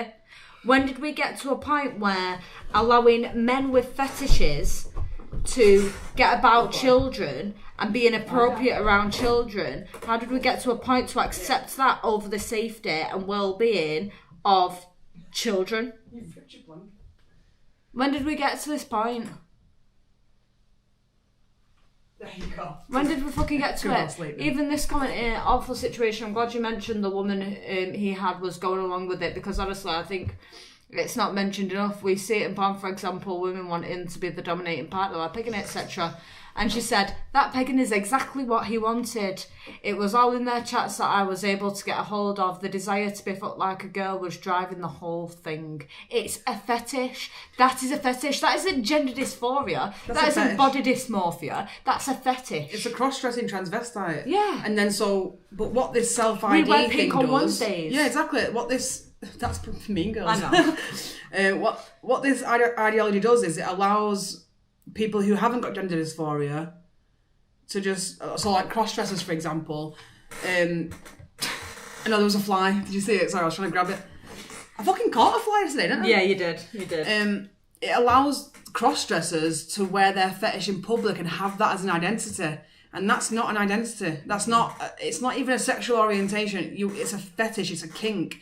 And I can tell you this just from personal experience. It's across the spectrum that.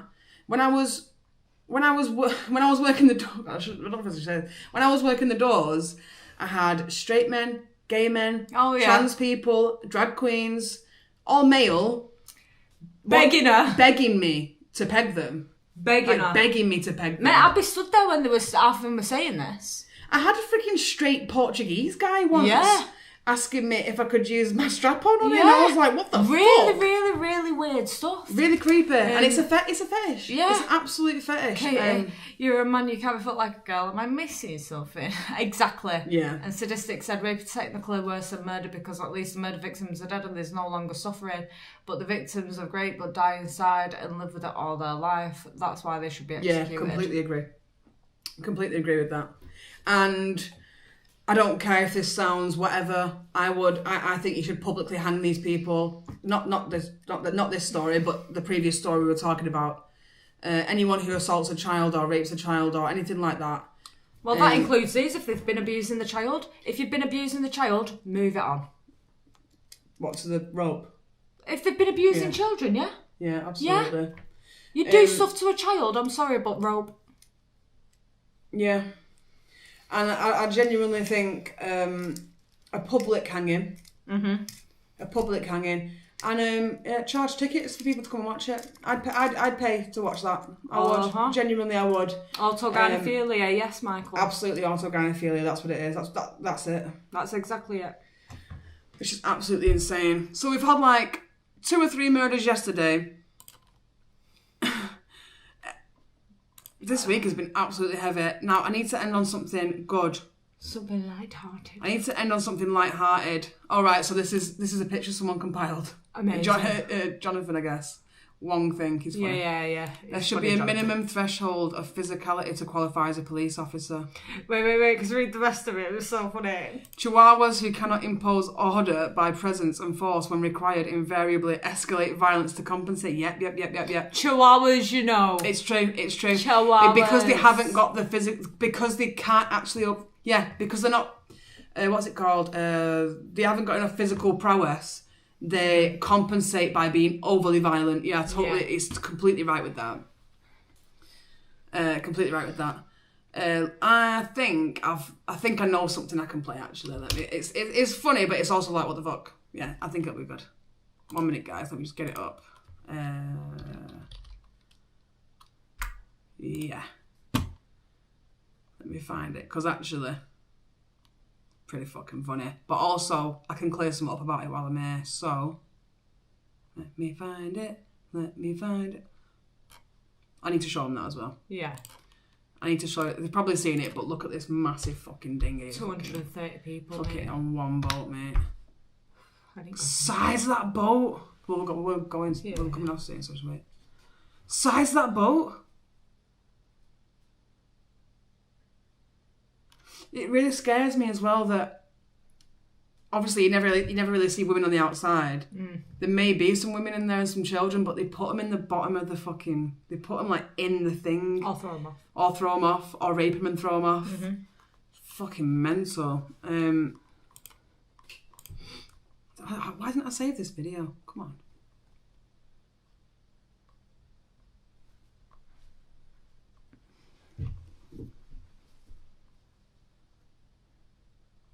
Right, boom.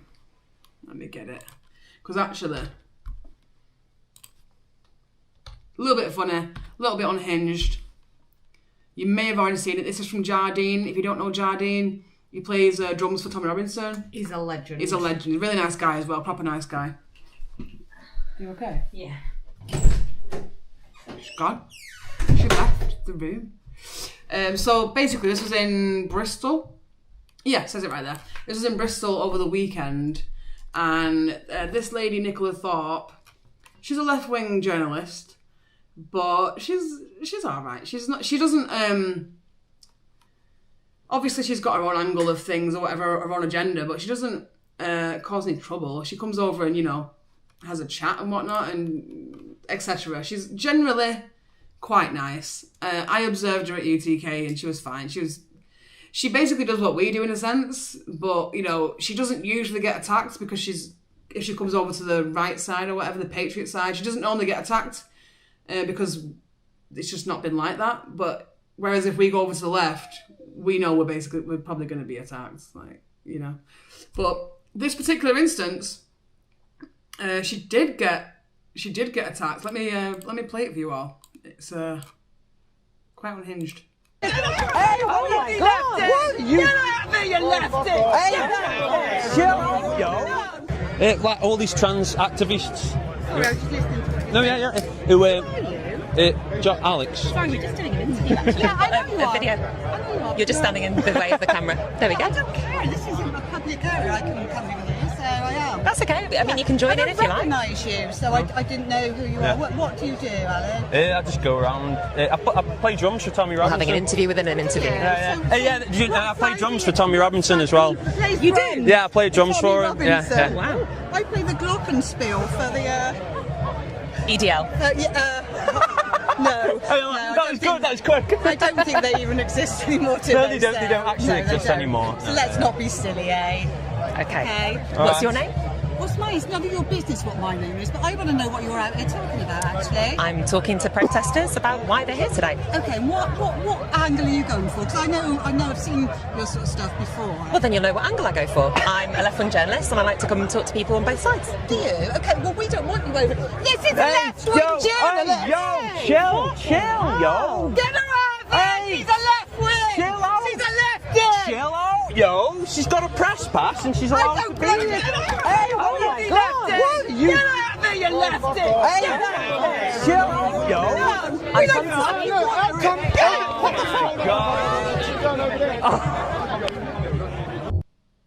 So embarrassing, that is so fucking embarrassing. It's not even funny. she was acting like a lefty big time. Anyone normally on the Patriot side is absolutely happy to have a chat, but I don't know if you saw, the funniest bit for me, shouldn't really say it's funny, but it was Jardine's response. Like, she's interrupted and Jardine's like, fucking, I'm in the middle of something here, love. she's just like, who are you? EDL. No. That was good, that was quick. I don't think they even exist anymore today. No, they don't actually exist anymore. So let's not be silly, eh? Okay. What's your name? What's mine? It's none of your business what my name is. Look, he's so fed up. I'm talking to protesters about why they're here today. Okay, what angle are you going for? Because I know I've seen your sort of stuff before. Well, then you'll know what angle I go for. I'm a left-wing journalist and I like to come and talk to people on both sides. Do you? Okay, well, we don't want you over. This is a left-wing journalist! Chill, yo! Get around there! He's a left-wing! So unhinged. I do want to point out, though, obviously now the left has now gone, oh my god, the pink ladies are fucking, it's the pink ladies, It's not actually the pink ladies, it's British Women First. So, that call themselves the pink ladies, they're not the pink ladies, they're something else. British Women First, pink ladies. They're something entirely different. They're not affiliated with the pink ladies. I don't know why they're called that, I actually don't get it. I think British Women First, Pink Ladies, is the group that had that woman who abused children in it. I don't understand why they're a group. I don't really get what's going on there. I don't actually get it. How does Nicola make her money nowadays? Probably from doing this. Probably from streaming and whatnot. Like going around doing interviews, monetising her content. But it's okay if the left-wing people do it. It's alright if they do it. It's just not okay if regular people do it. Do you know what I mean? It's a different set of rules for our lefty friends there. Oh my god, why is UKIP trending?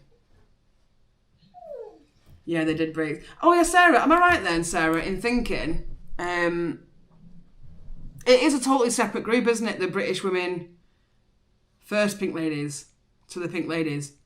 And then obviously now you've got Churchill's Angels, and thankfully it's a completely separate name because you don't want to be getting confused with this British Women First one because they seem to have a bad reputation at this point. I don't really know what's going on with that. I know when I've been to like Leeds and Wakefield a few times, there's always been a big confusion about who is what. And I think the British Women First Pink Ladies support the PAG events, and the PAG events are really, really good. So you have to be careful who you affiliate with, I suppose. It's a bit like, yeah, it's fucked. Sadistic said, that woman has never been punched in her life. She has a false sense of superiority. Yeah, to walk over to someone and demand that they not be there because they're a lefty is crazy.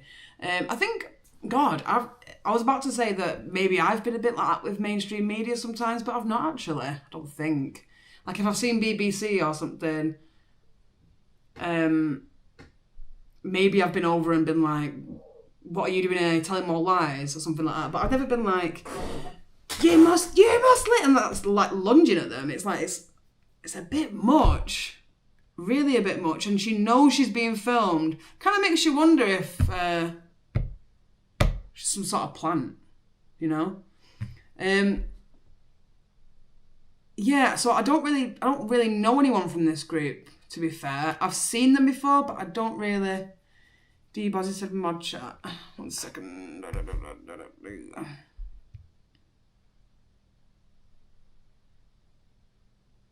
Ah.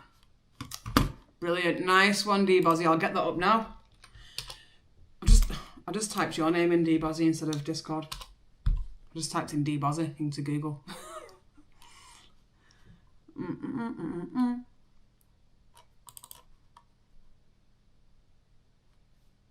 Give me a second. My computer's fucking up.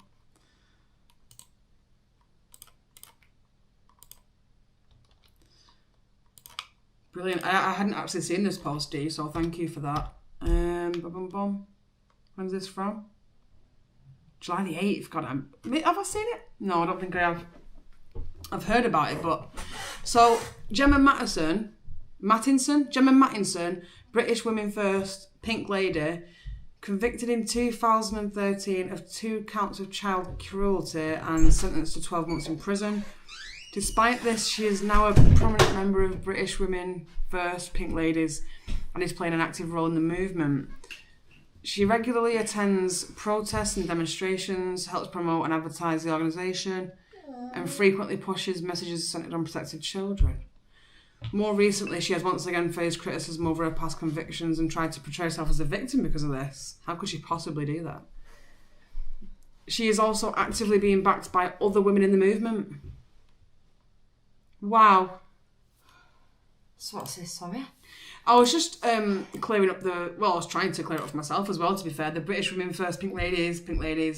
Okay, yeah. Because I just shot that fly needs to fuck off. Oh, where's it even come from? It's when I opened the door for him to go to the toilet, it's come through. So it's your fault. It's my fault, yeah. So at Newcastle Crown Court in 2013, Gemma Mattinson, then aged 26, oh my God, I don't know why, but that just, the young age of this, of the evil behaviour made piss me off even more then. I feel a lot more strongly, I think, when it's females. When females are abusive, because I just think you're meant to have a maternal instinct. You're meant to be more nurturing. You're meant to be more emotional. You're meant to be more caring. And I just think, oh my God. So Gemma Mattinson and her partner Ian Barclay, then aged 20. Are you okay? Yeah. Feel sick? I had a little bit of a sickie, but I'm okay. I'm okay, guys. It might have been the pizza. Okay. Both pleaded guilty on 2 counts of child cruelty. Barclay also admitted theft. Trying to admit to something lesser to me. I don't know. The couple were convicted after forcing... Yeah, like tell the truth about one thing. Yeah. So, yeah. Do you know what I mean? Yeah. The couple were convicted after forcing 2 primary school age children, a boy and a girl, both under the age of 8, to fight one another inside Mattison's home. The incident was recorded on a mobile phone. People used to do this to me when I was a kid, to be fair. No, seriously. Yeah. Barclay encouraged the children to attack each other. He armed one of the children with plastic sticks and a broom, dragged one child from behind a sofa and threw them across the floor, causing them to hit a radiator. As the terrified children screamed and cried, he shouted, "Keep punching, go bang, bang, bang." Throughout the ordeal, why would you do this? What do you get out of this? It's absolutely mental. What the fuck do you get out of doing that? Some sort of what? Pleasure? That's disgusting. I'm sorry, it is. Big up Sarah in the chat. I think it was just pizza. I've just had a little sickie, that's all. It was just a nice hot honey one, but maybe not so nice. Yeah, I'm sorry, but you don't do that. Like you've just said then, back in the day, you used to see it a lot when people would get kids to have fights with each other and they thought it was funny. But then to be fucking giving them weapons and say, yeah, come on, let's go. Beat the shit out of each other. Well, yeah, I mean, when this did not happen to me, what I was going to say was, like, we weren't made to fight each other, but we were encouraged when we were younger to, like, have boxing matches with each other and things like that. Yeah. And we'd get, like, an orange peel and, like, use it as a gum shield, and we'd kick the shit out of each other. We'd fucking kick each other's heads in. But it wasn't, not like this. No. Not like this at all. Jesus. The 3-minute recording was played before the court. The father of one, so it's not even their kids. It might be her kids, but it's not his kids. Mm. The father of one of the children was so devastated by what he saw that he left the courtroom in tears. Afterwards, he said, "My child has been badly affected by this and is waiting to have counselling." Do you have to wait to have counselling? It's fucking disgusting, honest to God. But if you come on a boat, you can get counselling. Oh, yeah, counselling, housing, free this, free that. To do something like this with a child is beyond belief. Those two seem to think it was fun. Sentencing the pair, the judge told him, "You got them to fight as though they were toys in some Roman theatre. For the sport, it beggars belief. Words fail to describe what we have seen on the footage. The distress on both of the children is apparent. Individuals with convictions related to the abuse or cruelty of children should have no place in a movement that presents itself as protecting children." 100%, and that's our Miss HM, that. Yeah. and she's even stated in the note below about them being completely separate things, because especially with the one you showed on Jardine's, people were sharing it and getting a bit ahead and saying it was Pink Ladies, and it's not. It's British Women First. Completely totally different organisation. They've got Pink Ladies on the bottom of their logo, but they are not affiliated with the Pink Ladies in any way. It kind of seems like actually that they've. Do you remember when the Pink Ladies first started? Yeah. It sounds like these have made that off the back of their name. Yeah. To sort of, like obviously it's two different groups, but they've done it to sort of copy, I guess. Yeah. Seem affiliated, so they seem like a legit organisation or something like that. I don't know. It's just let's see this video. Man. Absolutely vile. Let's see what she's got to fucking say for herself. So once again, my past is, I don't know how to, it's doing the rounds, being shared everywhere. Got people having their opinions on it, that this, that, the other, and you're entitled to have your opinion. You don't know the situation, you don't know what me and my family went through. So someone make me fight her. Honest to fucking God. It is disgusting. She's talking about it like it's nothing. No. Oh, my past, like she fucking stole bread. My past is being brought up. My past on my past. You fucking wrong'un. You absolute wrong'un. You got Jewish lad in the chat in Cake and he said this is disgusting. Absolutely. That has honestly boiled my fucking blood, that. So all these groups are the same, it doesn't matter. Well, yeah. While you're over there throwing shade at people, I'm gonna... Throwing shade at people? You abused children? Throwing shade at people? You're lucky I don't throw a fucking chair at your head, love. The fuck? Who throws a shoe? Who throws a shoe? At you. Me. Wow. Newcastle, yeah. I'm going to be here, being positive, using my bad experiences in my life to try and help better somebody else's. Your bad experiences, so not the children. Bad experience. Not the children. It's me and my bad experiences. Alright. I'm the victim here. Okay. Oh my God. And continue to give support. Ring, ring, ring, ring. Sorry, is the children there right now?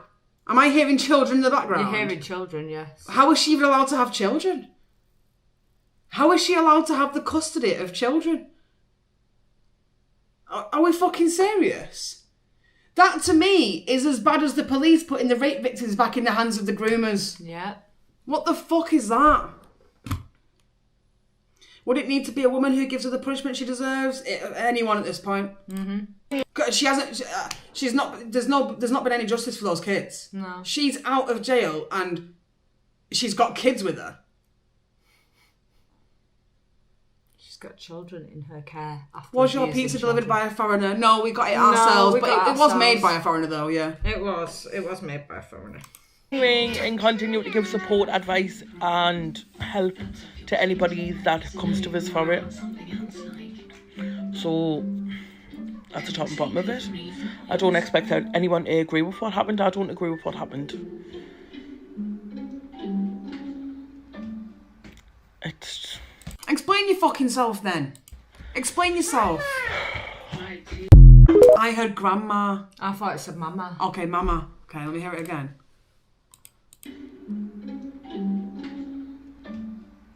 It's...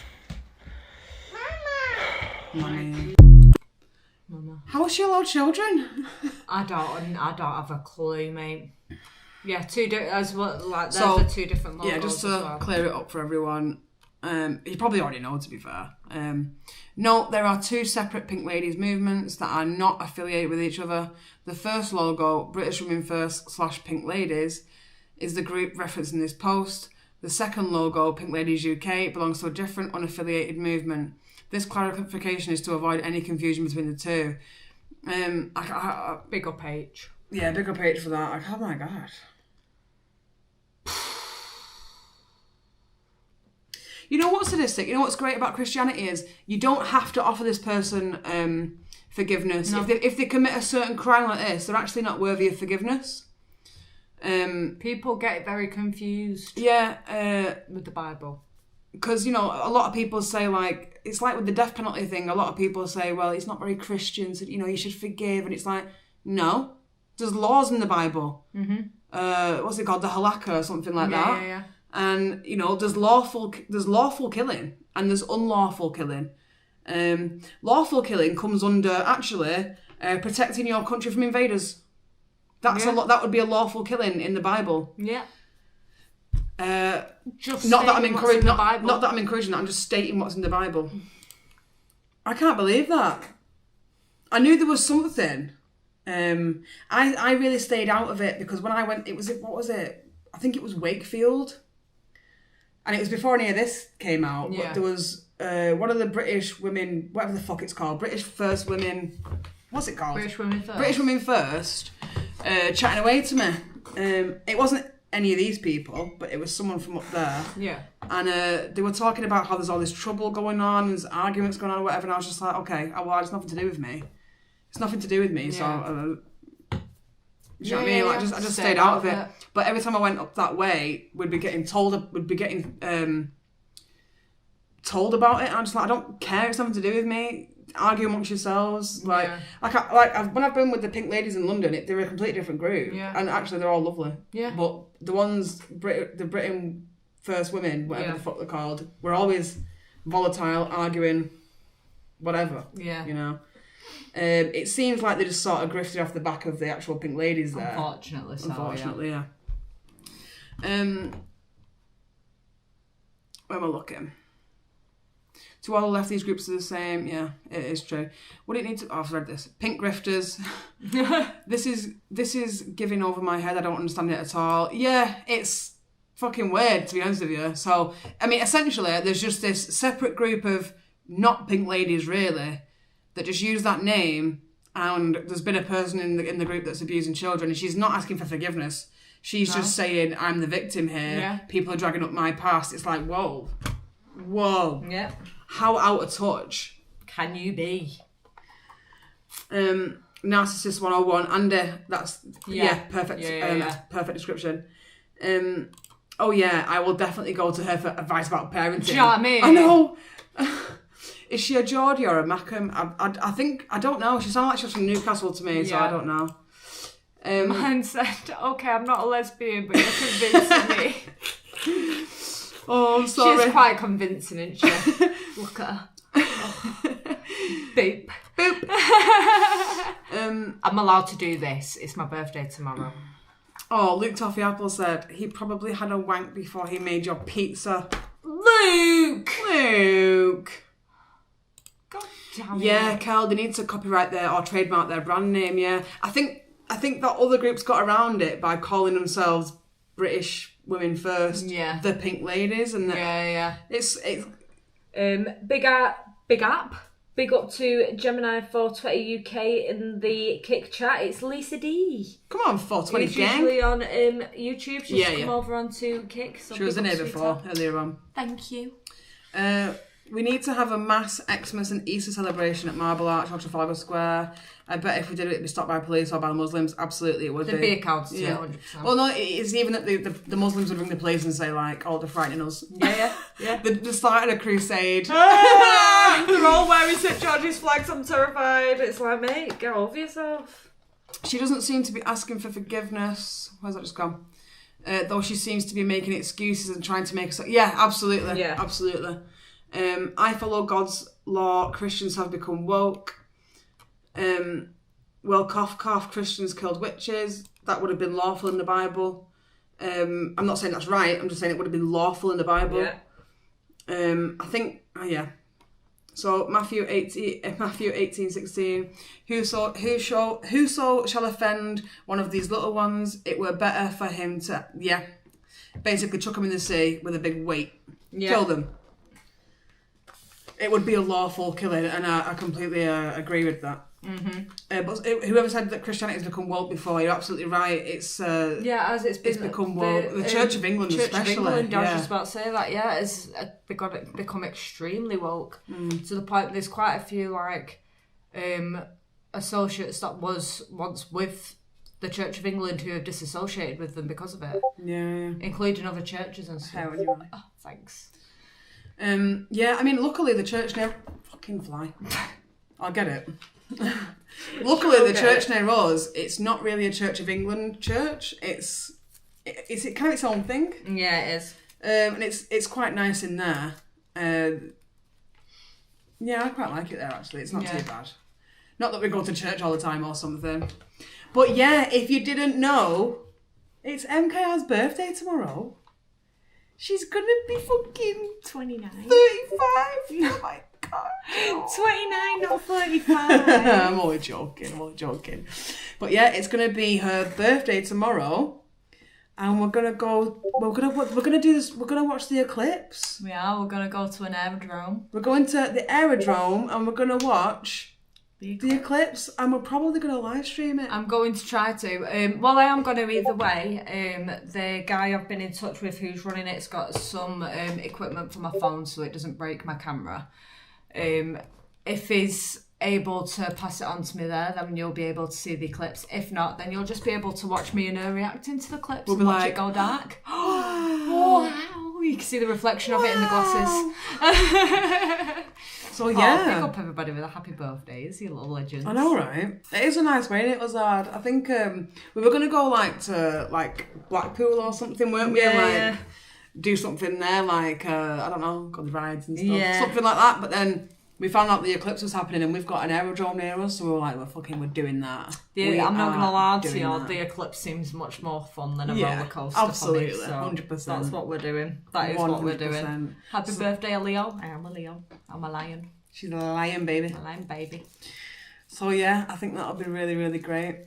Oh, I'm excited for it, and I'm excited to do birthday stream there. It'll be super, super good. Super So we will be live tomorrow. Mm-hmm. We will be live on Thursday.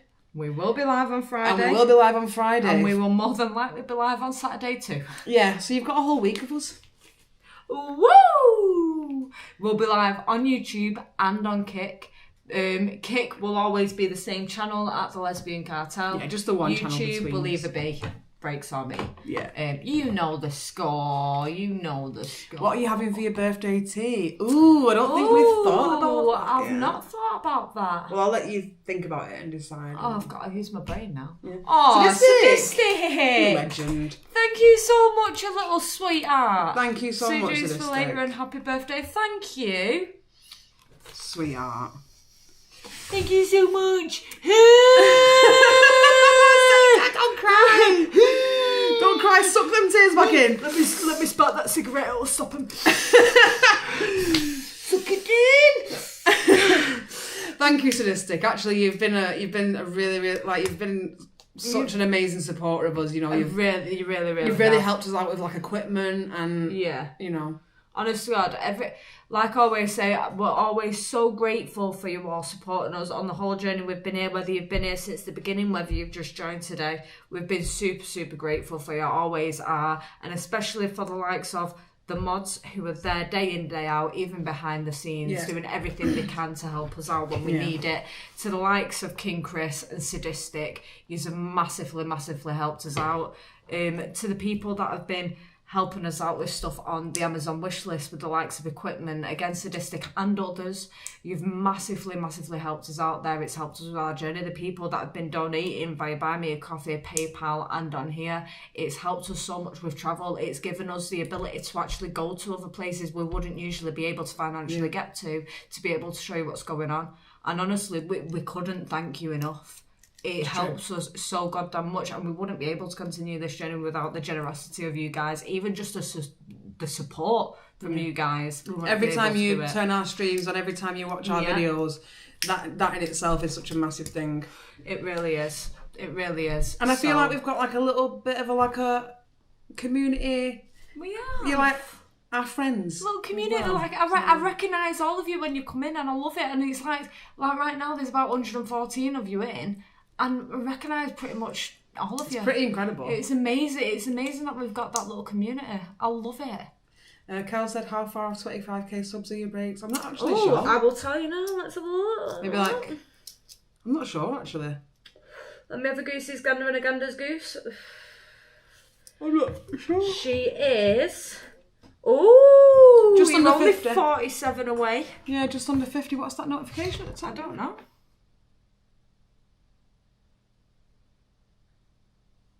That's the new algorithm. That's the new algorithm thing, that.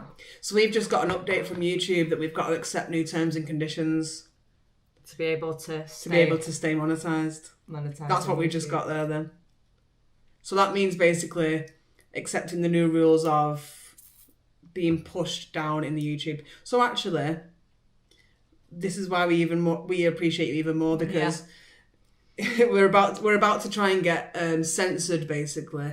Which is also why we've been streaming so much on other stuff. Yeah. So we were doing Twitch, but we're going to go to Kick because Twitch's T's and C's are a bit they're just ridiculous. So we are heading over to Kick. We will be streaming always now on YouTube and Kick. So make sure, if you're not already, do get on Kick and get on there and get us followed up. Share out our account if you can, just to help gain traction to there, ready for when they do start pushing down on this YouTube stuff, because clearly, from the notification we've just received, it's already happening. We've got someone from, where are we? Hola, soy de Argentina, abrazo. Okay. Hey, Argentina. Amazing. Hello. How are you doing, Sonia? And big up Michael, you newbie. We still appreciate you and love you, mate. Thank you for being here. Honestly. Yeah, so, I mean, eventually, who knows? We might end up, on Kick. I know, yeah. Triffid said cult. Well, you know what? I think I've seen a few people say family. We are like a little family. Are. I love that. I really love that. I really, really appreciate you guys. And do you know what I love as well? I love that, obviously, especially with us doing lives and stuff, you're able to just see us as we are and speak to us as we are. And it's not like we're sat here and it's just a professional news thing. I'm like, oh, well, this is happening today. Do. Like, we can be a bit more personal with you. It's not all professional and these people are just my watchers and my subscribers. Yeah, no, I feel like you actually like know us, because you see us live just interacting like normal people. So. Like, I feel like, you guys probably feel like it too, and I notice it when we meet some of you. I feel like we've known you for ages. It's like we'll give you hugs and everything, and it's like we've known you for years. You're like our best mates, and we've probably never even met you. Do you know what I mean? But it's because we're able to sit here, be ourselves, and have you guys just love and accept us for who we are, have the sort of same even goals and opinions to be able to sort of push forward with stuff and support us and all that type of shazam. But it's just turned into a huge giant family. I love it. But as you can hear, Deposit a bit too personal for some of us. Well, you signed up for it. You did. So you did. But as you can hear in the background, look at his little tail. He's so funny. As you can hear, my little boy wants to go to bed. He does. So we're going to have to call it. And we are. But thank you so much for joining us. As always. As always. And make sure you all say thank you to the Dirty Sexy mods. Yes, thank the mods on the way out. They keep us afloat. Oh, yeah, to say the least. To say the least. Jesus Christ. And we'll see you tomorrow for the solar eclipse and for my lovely fiance's birthday. 29, baby. 29. Can you do something for me? So, love you guys, and we will see you tomorrow. We out. We out, baby.